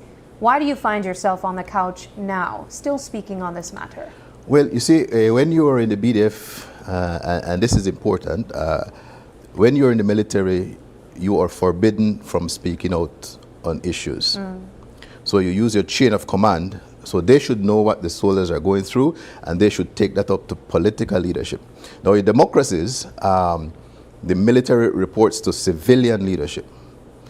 And when that relationship is corrupted or goes sour, that is when you end up with failed states, because then the military becomes involved in politics, and that is not good for democracies. So in the BDF, we were taught you don't speak up, you voice your concerns to the commandant, and he is the one who should take it up. Right? So I know that the officers and the soldiers are taking a beating, but they can't speak. I am no longer constrained by that requirement, and therefore I speak on their behalf. And you would be amazed the number of people who text to to say, Major, thank you, man, and they start giving you information. So apparently nothing much has changed since I left. But your account, Major, respectfully, it clashes with the account of the Prime Minister, and it does not align with the account of the General who we spoke with recently. They both say that the Belize Defense Force members are 2 times better off than they were, let's say, a decade ago, in terms of food, in terms of equipment, and overall experience. How do you reconcile what you say officers are telling you with what authorities are saying? Well, in terms of the Honorable Prime Minister, I think that he has been misinformed, quite honestly. The Prime Minister has a great deal on his plate. He can't be in the trenches looking to see what's happening. So he asks, and people will say, you understand? But if you talk to the soldiers who are the ones living the experience, they will tell you, this is not so, right? And you could just look quickly at the budget. Let me just get this for you quickly. At the 2025-2026 budget, right? The government says that the projected outturn for that budget would be $87 million for Coast Guard and BDF combined. So based on what has been spent already, when they reconcile, they're thinking this will probably be about $87.7 million. Compare that to the police, that is at $128 million. So the BDF and the Coast Guard combined only get $87.7 million. And police get about $40 million more. More. So if you are somebody who is looking at the budget, you must come to the conclusion that the government of Belize, the people of Belize, are concerned with internal matters as opposed to external matters, because the BDF deals and the Coast Guard deals with the external threats. So your concern is more an internal concern as opposed to an external. And for a country that has an active claim against its territory, how can that be? How does that make sense? That your police department is 2 or 3 times as large as your defense force. You see? And that is the challenge. You have a defense force that has a very difficult job. It doesn't have vehicles to move. So we say in the military, an army must be able to do 3 things. It must be able to move, it must be able to shoot, and it must be able to communicate. Very simple terms. So on the battlefield, the army should be able to move to where the threat is. How the BDF will get there? You look at the BDF vehicles. The BDF has maybe 1 or 2 military trucks. Because we can't afford high-tech boats. We don't have much air support. We have a helicopter and a Defender, right? Even Tropic have better planes than the Army, right? They have Defender aircraft. So how are they going to move if you don't provide them with the equipment? So you can't move to the threat on the battlefield. They can't shoot because shooting requires training. So you have to go on the range, we call it the range, and you have to be able to practice shooting at static targets and moving targets. And you can't communicate. You don't have radios. You can't communicate with cell phones in a time of battle. The army should have its own secure communications network. The BDF has none of these things. And I'm not saying this to be unkind to the BDF. I'm saying it so that the Belizean people know. You can't say, well, I didn't know that's how the BDF is. That's where they are. So they can't move, they can't shoot, and they can't communicate. So how you will tell me from 1978 up until 2026, we have done nothing to improve the BDF to ensure that it can, in fact, defend this country. You say BDF members are messaging you, you're talking to them, they're constantly revealing the state of their experiences. So what are they telling you at this time about how they're eating and the type of equipment they have just in general? Their welfare. What are they saying to you about their welfare? Well, I can tell you that the morale across the force is very low, right? And it's almost unfair to them to pretend otherwise. If the soldiers are saying, I am not motivated, I don't have the right equipment to do my job, and then you say publicly that is not true. In other words, you're saying the soldiers are lying. And the general told us last week that equipment are better in terms of the boots and their uniform, that it's much better than before. And again, he emphasized the point that they are receiving better meals than they've ever received in the history of the Belize Defense Force, while acknowledging that, yes, in fact, there is room for improvement. Well, I wouldn't, let's look at, for example, at the rations. I think what I understood was that before there wasn't much attention paid to the nutritious value of the meals, and that they have made improvements there, which is good. And I think I heard the Prime Minister speak about what seems to be elevated levels of high blood pressure at the Coast Guard because of the diet. So they have improved in terms of the dietary requirements and so on, which is good, all right? But if you look at what has been spent, what is being spent, and what falls on the soldier's plate, that is where they're having difficulty, because as a soldier, you're seeing all these millions being spent, but when the time for munchies, as we say at the BDF, the plate pelinky, they're like, wait, where they go here? And then the argument is, well, no, it's a small portion control, it's a small portion, but it's most nutritious. And the soldiers not feel that, right? I spoke to people at the Coast Guard who said, we used to be the envy of the security forces when you see the Coast Guard on parade and so on, sharp, everybody look forward to their whites. And that person is saying to us now that the quality of the uniform is going down, because where they used to source uniforms from, that has been changed to somebody else. One of them even joked and said that you go to sea in a blue uniform on patrol, and you come back in a white uniform because the breeze blows out all the blue. Oh boy. That is the quality of the uniform that they're getting. And that's just one area of frustration from the military itself. But you also spoke about the importance of leadership within the military, and that being the heart of the service. How does poor leadership affect the morale of the BDF? Exactly. That's a very good question. Because soldiers look to the officers for leadership. So in the BDF, we have two sets of members. You have officers and you have soldiers, and they seldom mix. Unlike the police, where you can go from constable to commissioner. So you join as a constable and you work your way all up to commissioner. BDF has what we call a professional officers corps. And that is what you see in the US Army, the British Army, and the other professional armies. Separate tracks. And it is the officers who provide the leadership to the soldiers. So your actions or inactions impact on the soldiers. So when you as an officer don't have the moral courage to speak truth to power or lie for those in positions of power, the soldiers lose their respect for you, because how can you be saying everything is fine here, but you know very well on the camps? I mean, I really wish the media would insist on visiting the camps. And you would be appalled the conditions on which the soldiers live. And it is the duty of the officers to fight for the resources for the soldiers. Finding the moral courage to speak truth to power, to say, look, this simply is unacceptable. You know, even on parades, soldiers are borrowing uniforms, you know. So when it's time for parade, I will borrow your uniform, I'll borrow your belt, some people borrow boots. Officers have what we call sambrong, that is that brong stuff you see going across that they carry the sword. Even that is shared amongst for people who went on parade. So you don't even have your own dress uniforms. You look at the parade and you'll see different shades of green and different shades of brong, the long sleeve, what we call it number 6 uniforms.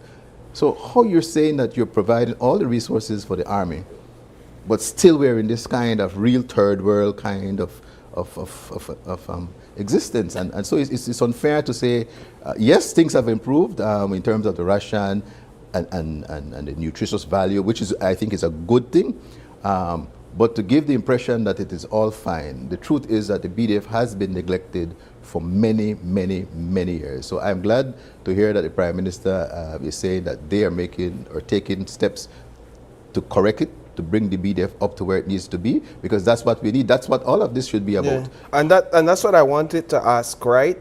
Because what the audit will do, it will audit finances, but it won't audit leadership, essentially. Correct. It won't audit welfare to an extent. So what, in your view, is absolutely necessary for the BDF to move forward in the manner that you think it should, outside of the audit or when the audit is completed?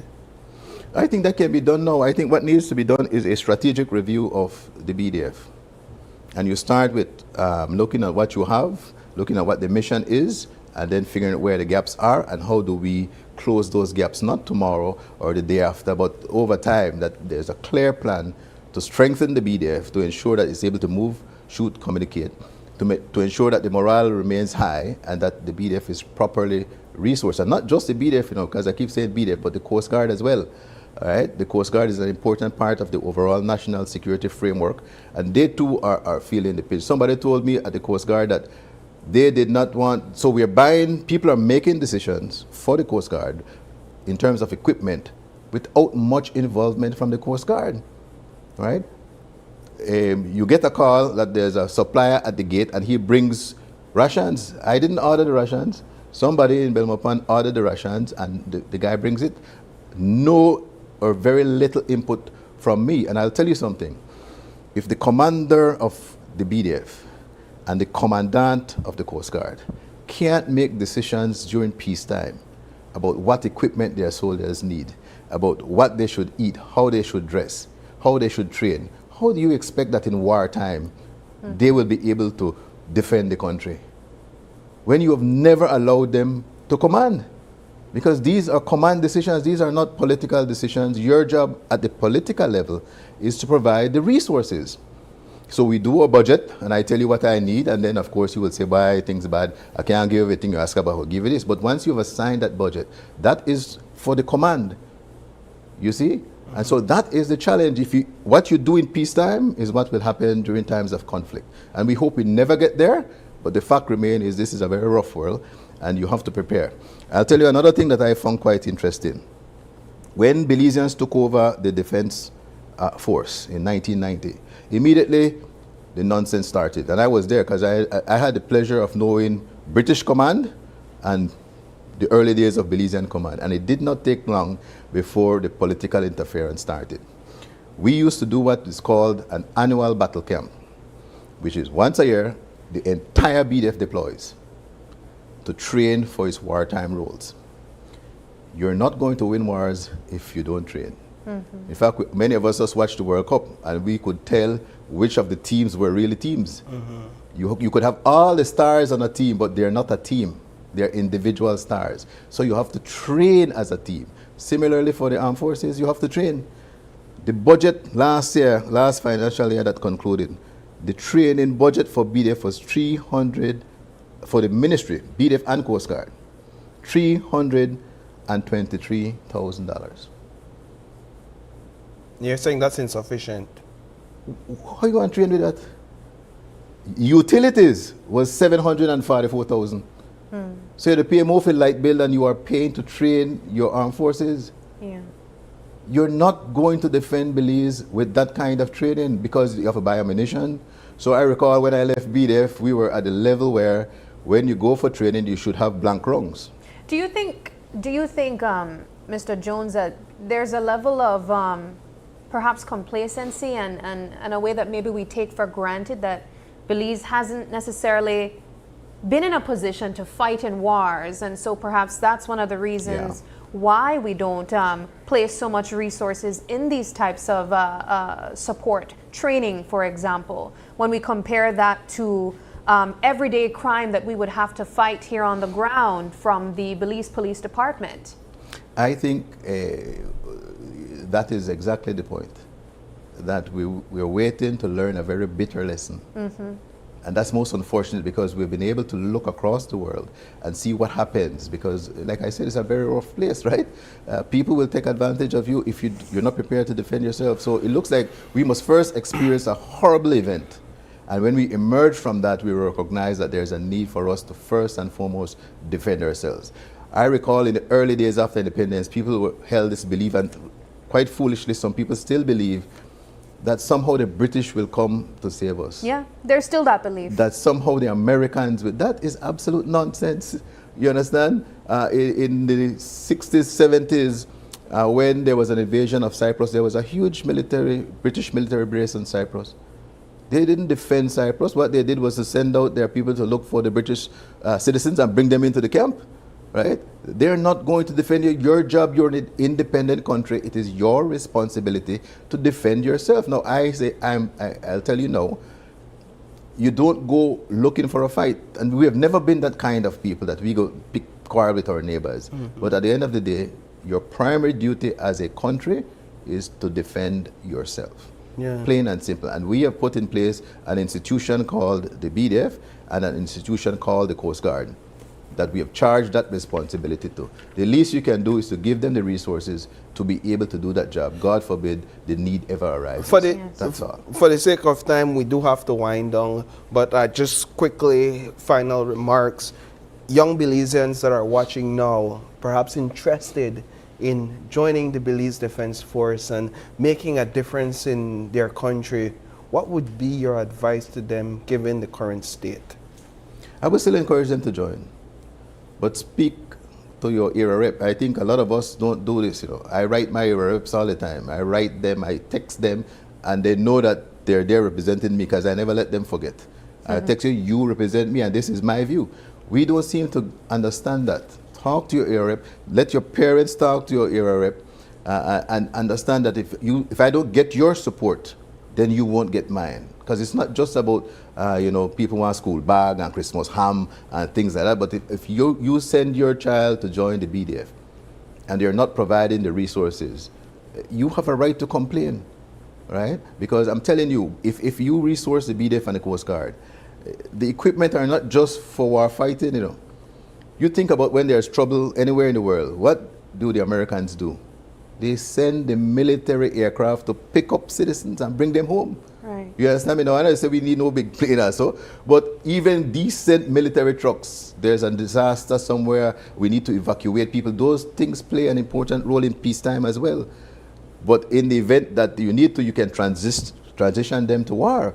But they are important resources, and I'm telling you, the BDF has served this country dutifully and loyally since 1978. The least we can do is to repay that loyalty and that discipline.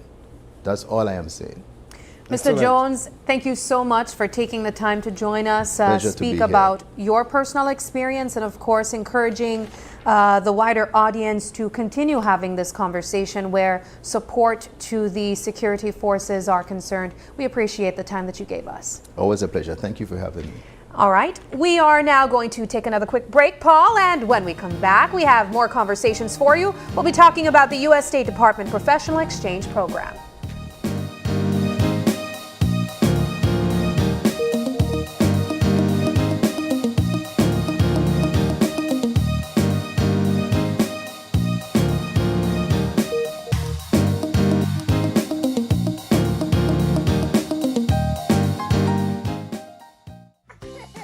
When your baby feels comfortable, you feel confident.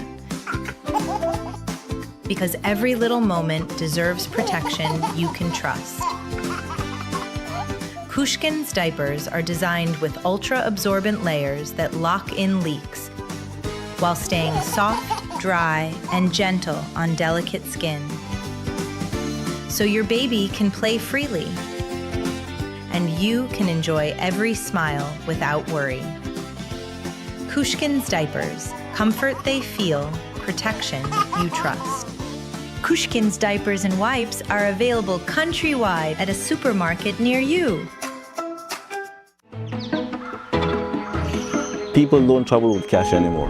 People would stop and they want to do a coffee tour, they want to buy coffee, but people don't have cash with them. Online banking facilitated a lot of what we do. I don't have to run to town and I have to use fuel and other expenses. Atlantic Bank actually approached us. They facilitated us with a bank account, which is something that we didn't have in hand, and then with a POS machine. I sit and sip my good cup of coffee and do payments. Atlantic Bank, building the future together.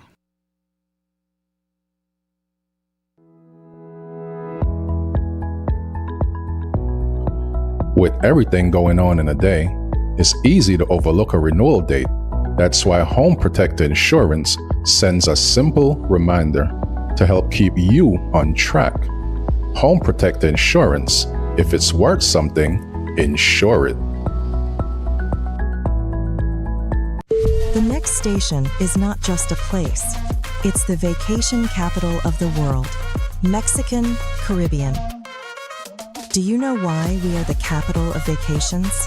Because no other place on earth brings together so many ways to vacation in one single destination. Every vacation imaginable. Mexican Caribbean, the vacation capital.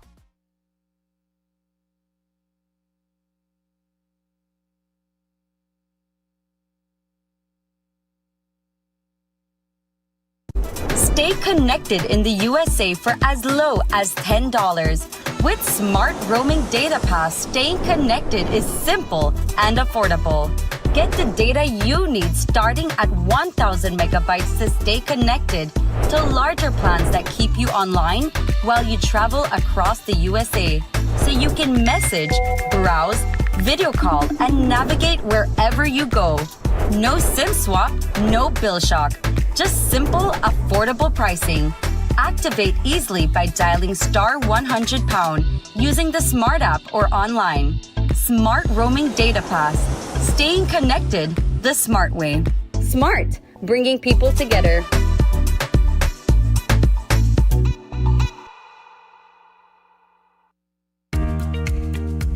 Here's how to access your contribution history on the My Social Security portal.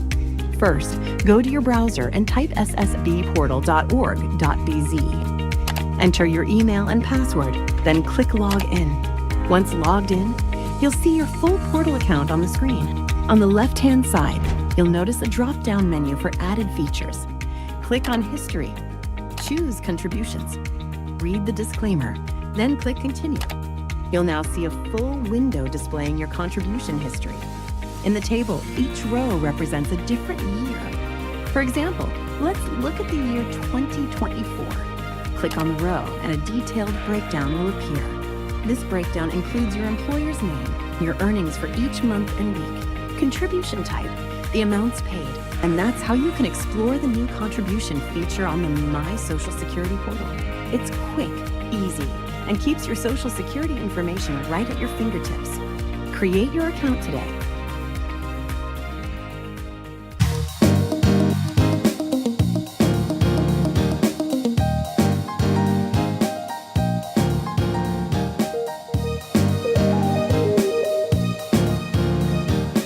Welcome back, guys. We're jumping into our next conversation, and it's all about the U.S. State Department's Professional Exchange Program. We are here to talk about some upcoming opportunities for people who might be interested in sharing their expertise or working even and learning some more in the United States. We are joined by the Public Engagement Assistant representing the U.S. Embassy, Cheryl Young, and she's also joined by Humphrey alum, Stephen White. Guys, thank you so much for joining us and welcome. Good morning. Now, this is a really interesting program, an exchange program. I think a lot of people might not even realize that they have access to and are able to take advantage of. Normally, when we think about different opportunities in the U.S., I know that there's one for entrepreneurs that people can go and take advantage of. But the Professional Exchange Program, what is it, Ms. Young? Alrighty, so the Hubert H. Humphrey Fellowship, or just Humphrey Fellowship for short, was founded in 1978. And so it was founded to honor the achievements of late U.S. Senator and former Vice President Hubert Humphrey. And so it's one of the State Department's flagship exchange programs. It's fully funded by the State Department and is designed for mid-career professionals who have dedicated track record in leadership as well as public service.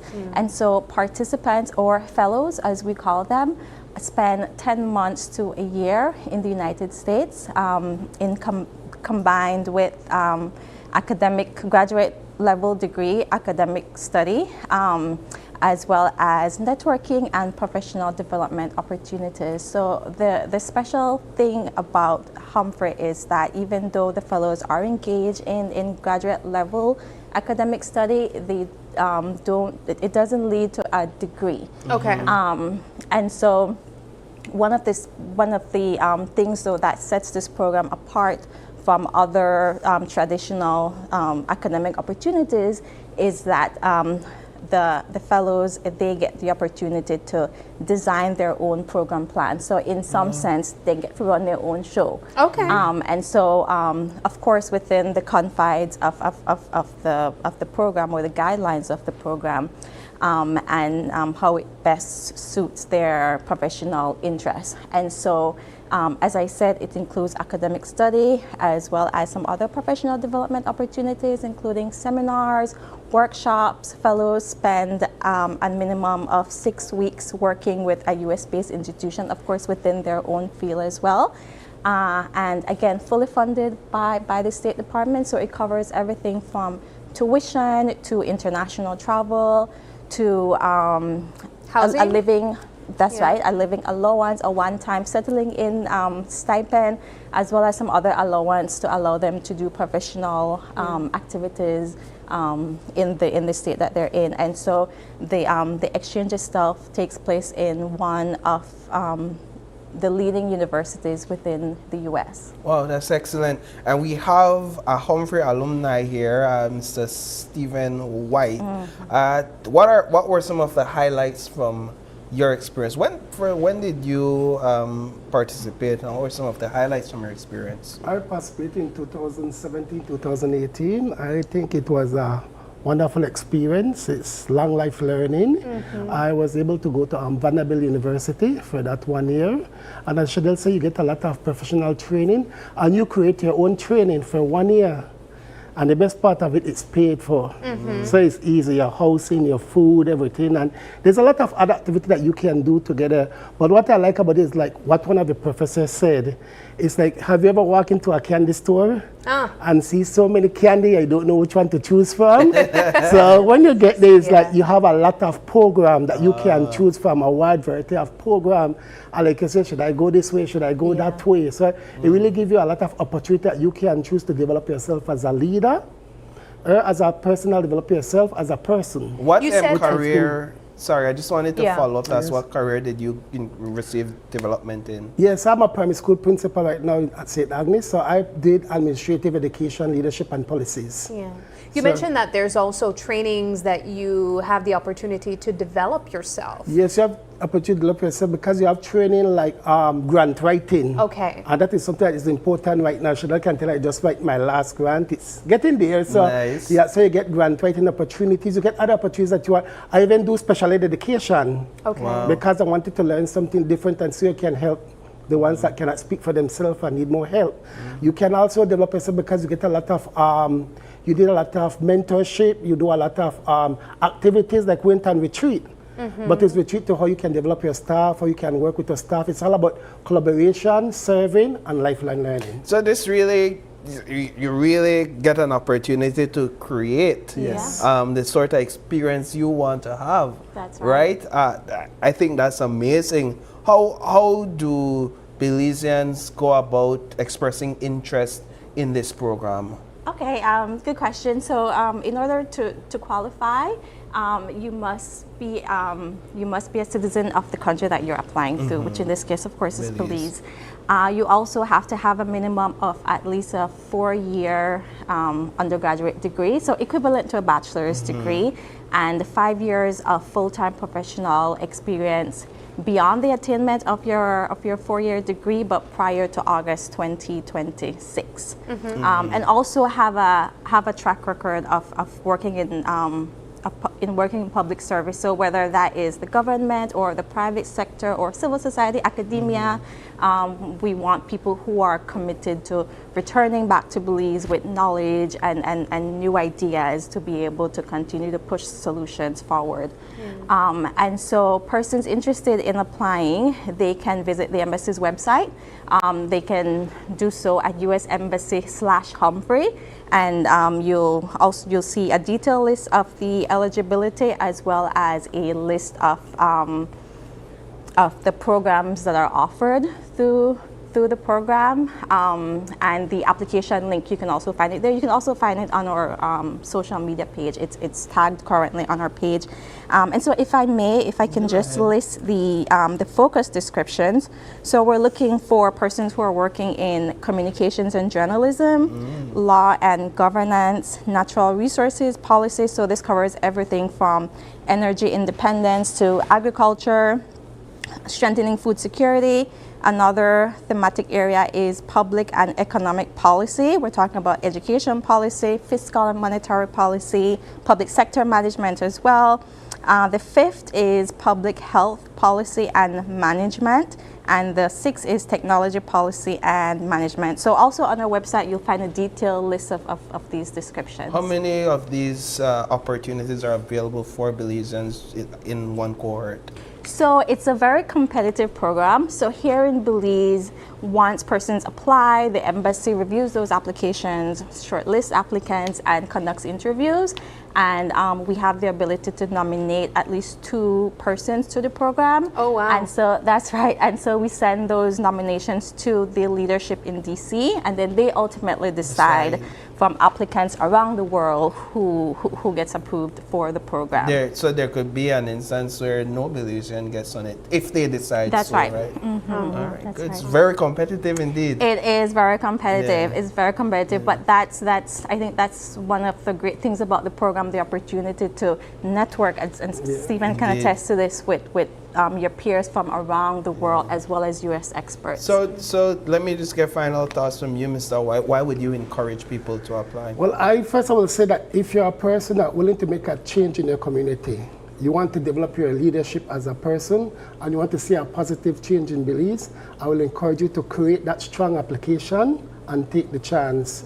For me, I said that the greatest value from this program is the networking you gain. It's all about relationship, about people. And I still have those connections with those people, those fellows that I met. We still have those connections. So we can share ideas together. We still share ideas globally. So if I have a project that I need to do, we still work together. We still decide find it. And we found that some of our countries are facing some of the same thing, and we can work it together. Yeah. But the best part is that as a leader, it helps you to build that relationship, and you still have that connection with people. People are very important, and we need to know that. And so we still have projects that, as I said, we solve together. We still collaborate together. It teaches me the importance about collaboration. As a leader, you have to know collaboration is important. And how to effectively do that too. Serving is important for your country. So serving is good. You should be willing to serve. And it teaches me that the knowledge that I get, I should be able to willing to be shared to each other. Yeah. Remind us again of the website of how we can apply and take part in it. Is there a deadline as well? Yes, so the deadline is August 28th. Okay. And persons can find more information on the embassy's website, USEmbassy/Humphrey, or on our social media accounts. Alrighty. Excellent. Well, thank you very much, guys, for joining us. I hope that people take advantage of this opportunity. It certainly sounds like one that you can definitely benefit from. We wish you guys all the best. Thank you. Thank you. Alrighty, we take a quick break now, but don't go anywhere. When we come back, we'll be switching gears into sports and talking about Team Belize setting up to represent the nation on the international stage.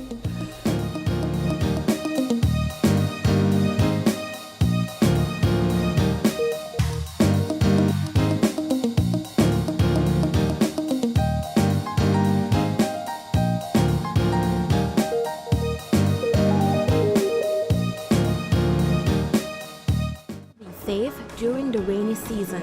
Belize Electricity Limited reminds you that heavy rains can cause flooding in your neighborhood and on roads. Avoid driving or walking in flooded areas, which can have hidden dangers such as debris and fallen power lines. Belize Electricity Limited cares about your safety. Please stay safe.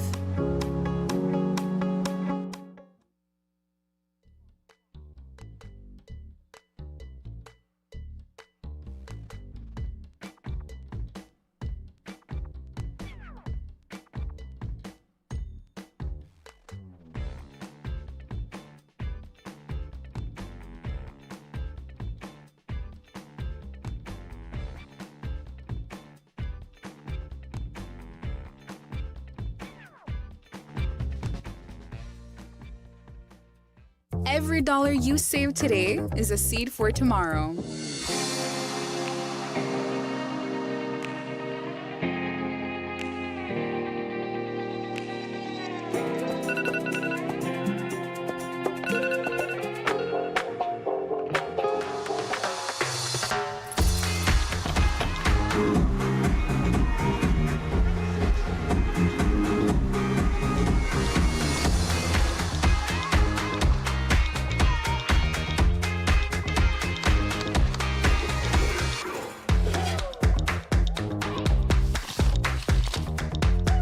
Let your dreams take root and grow. Belize Bank, your future, our commitment. The next station is not just a place, it's the vacation capital of the world.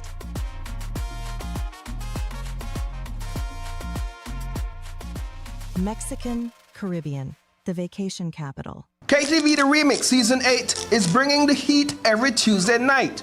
Experience Belize's biggest singing competition live from the Bliss as your favorite contestants battle it out on stage with unforgettable performances. The show starts at 8 p.m. sharp, so don't be late. Get your tickets today at Greater Belize Media on Coney Drive or 88 Shopping Center and come be a part of the excitement. KTV The Remix Season 8, where Belize's next superstar takes the stage. See you every Tuesday at 8 p.m. only on GBM.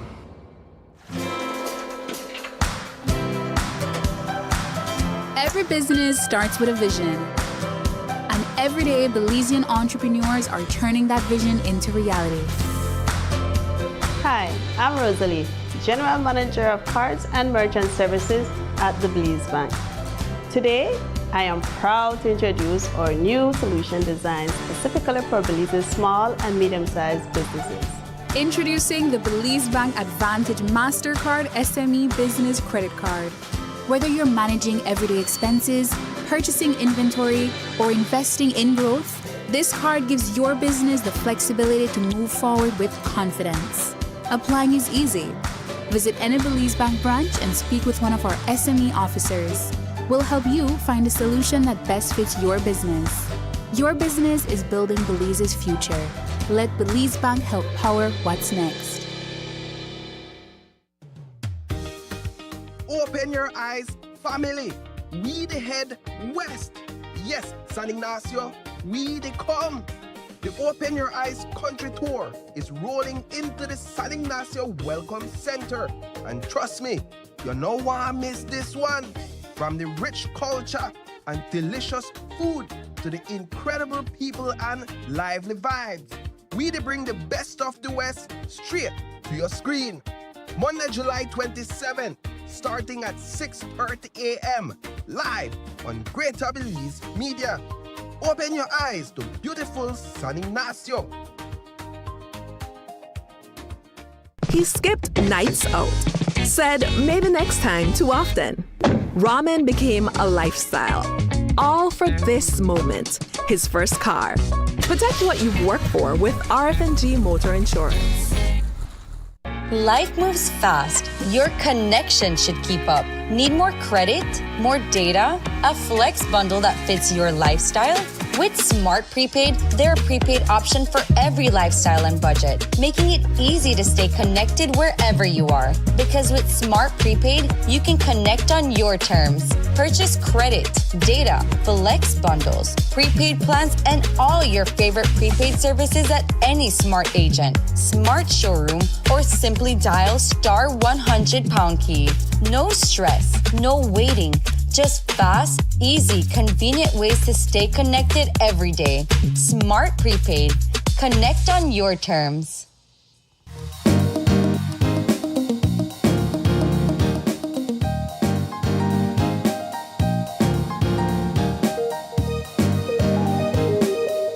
Welcome back. Thanks for staying tuned with us. This is our final conversation for this morning, and it's all about Team Belize, and specifically we have the young basketball national team that's going to be representing us in the Dominican Republic in the coming days. And joining us on set, we have President of the Basketball Federation of Belize, Mr. Jacob Leslie. We have Mr. Douglas Langford, Josiah Mosley, and Tevon Dawson. These are all players on the team. Gentlemen, good morning. Good morning. Good morning. It's a pleasure having you all. So we are building up excitement to these games in the Dominican Republic.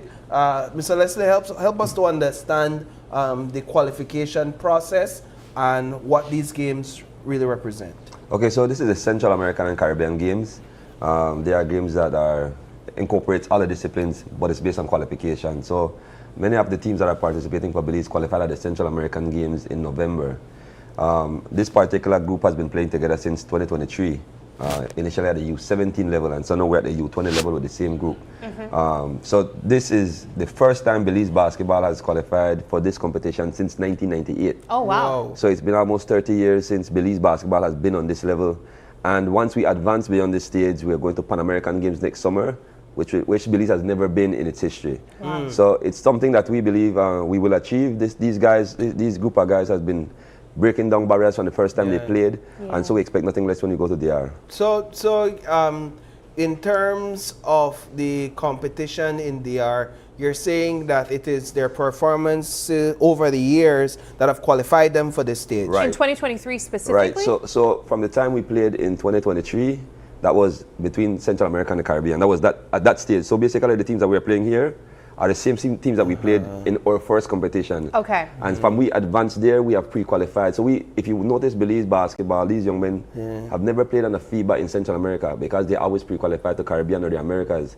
So Belize basketball, this U28 particularly, is the only team sports in Belize that is ranked top 10 in the Americas. So we're not ranked in Central America or the Caribbean, we're ranked in America, right? In America, so there's USA, Brazil, Argentina. Which is even bigger. So it's a bigger market. This is the only discipline that is qualified at that No, level. and I think you had made mention of that at the time and throughout the years, but it's come full circle now because we're actually attending the event. So but the time flies. And speaking of time flying, I think Sabrina was mentioning earlier that the first time we had these young men, they were a little bit coach, shorter. They look different. They have Less facial hairy. hair. Like, what happened? My hair was a little blacker. You know. That was only 2 years ago.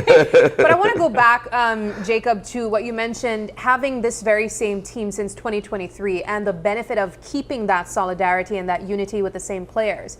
I imagine you've been able to see their progression in the past 3 or so years.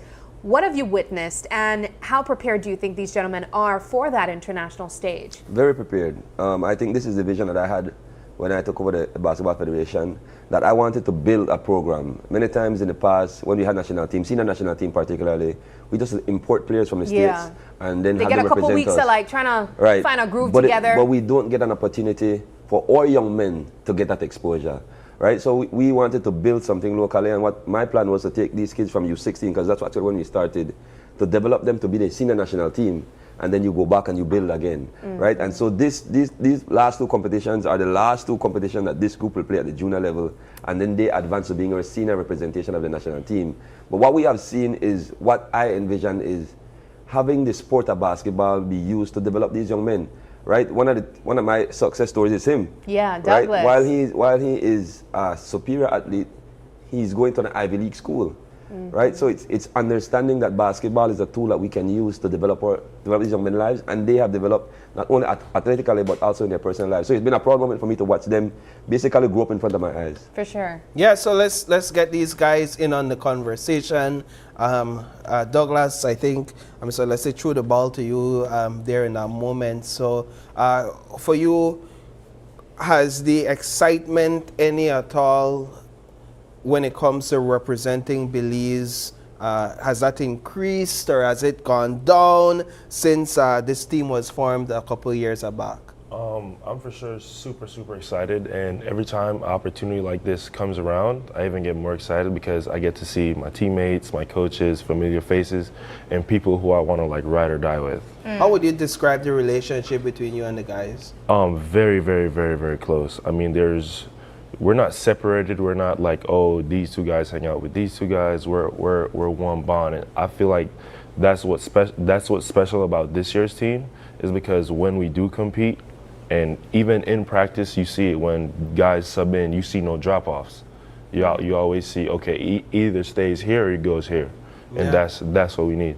Just go ahead. Yeah, I was going to say there's a level of almost like synchronicity that you can have when you stay together and you even grow together. We have Tavon and Josiah also here with us who have been a part of the team since 2023. What has the experience been like growing with these other gentlemen and creating that brotherhood while also enhancing and further developing your skills? Well, to me, it means a lot just to like play with the guys because, you know, like you said, we've been together from 2023.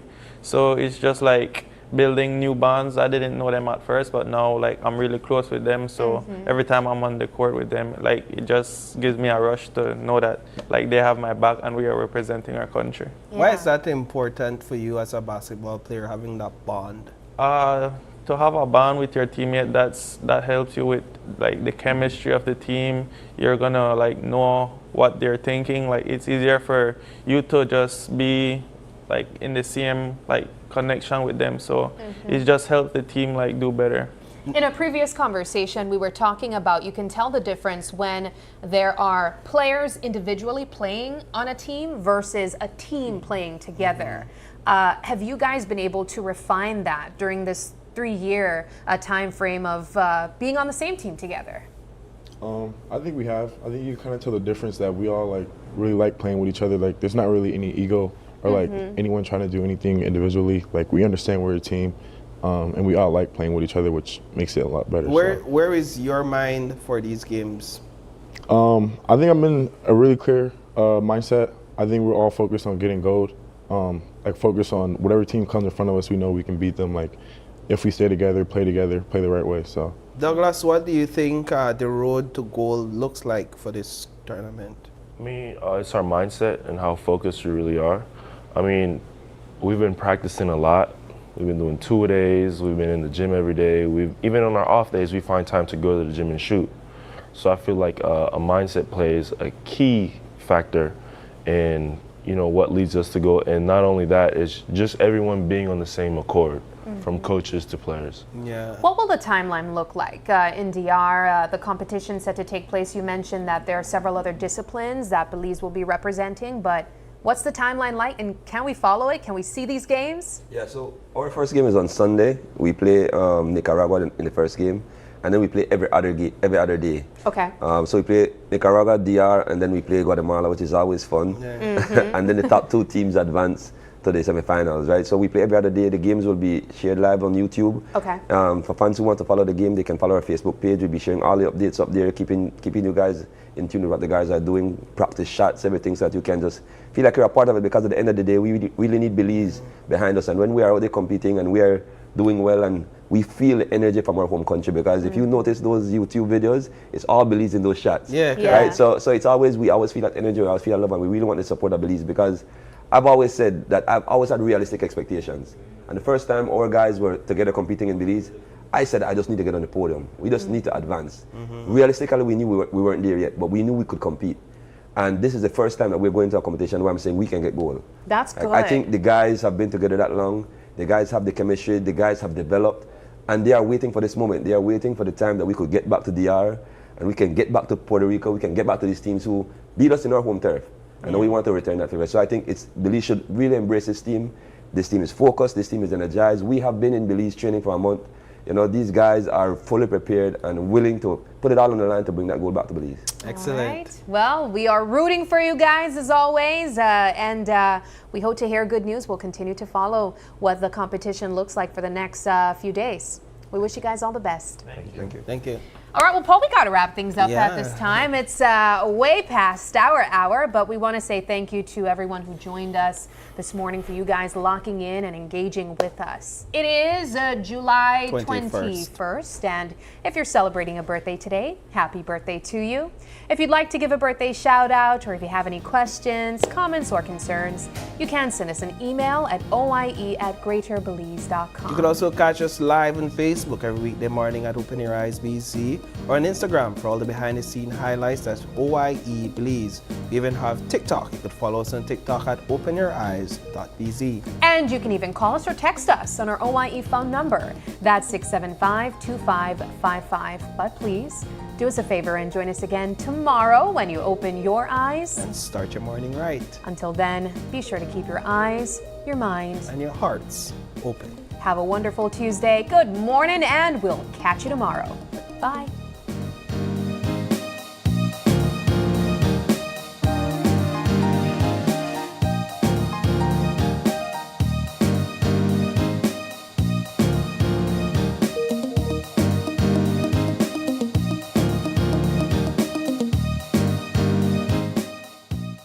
Open Your Eyes was brought to you by the Belize Bank, our country, your bank, and Smart, bringing people together.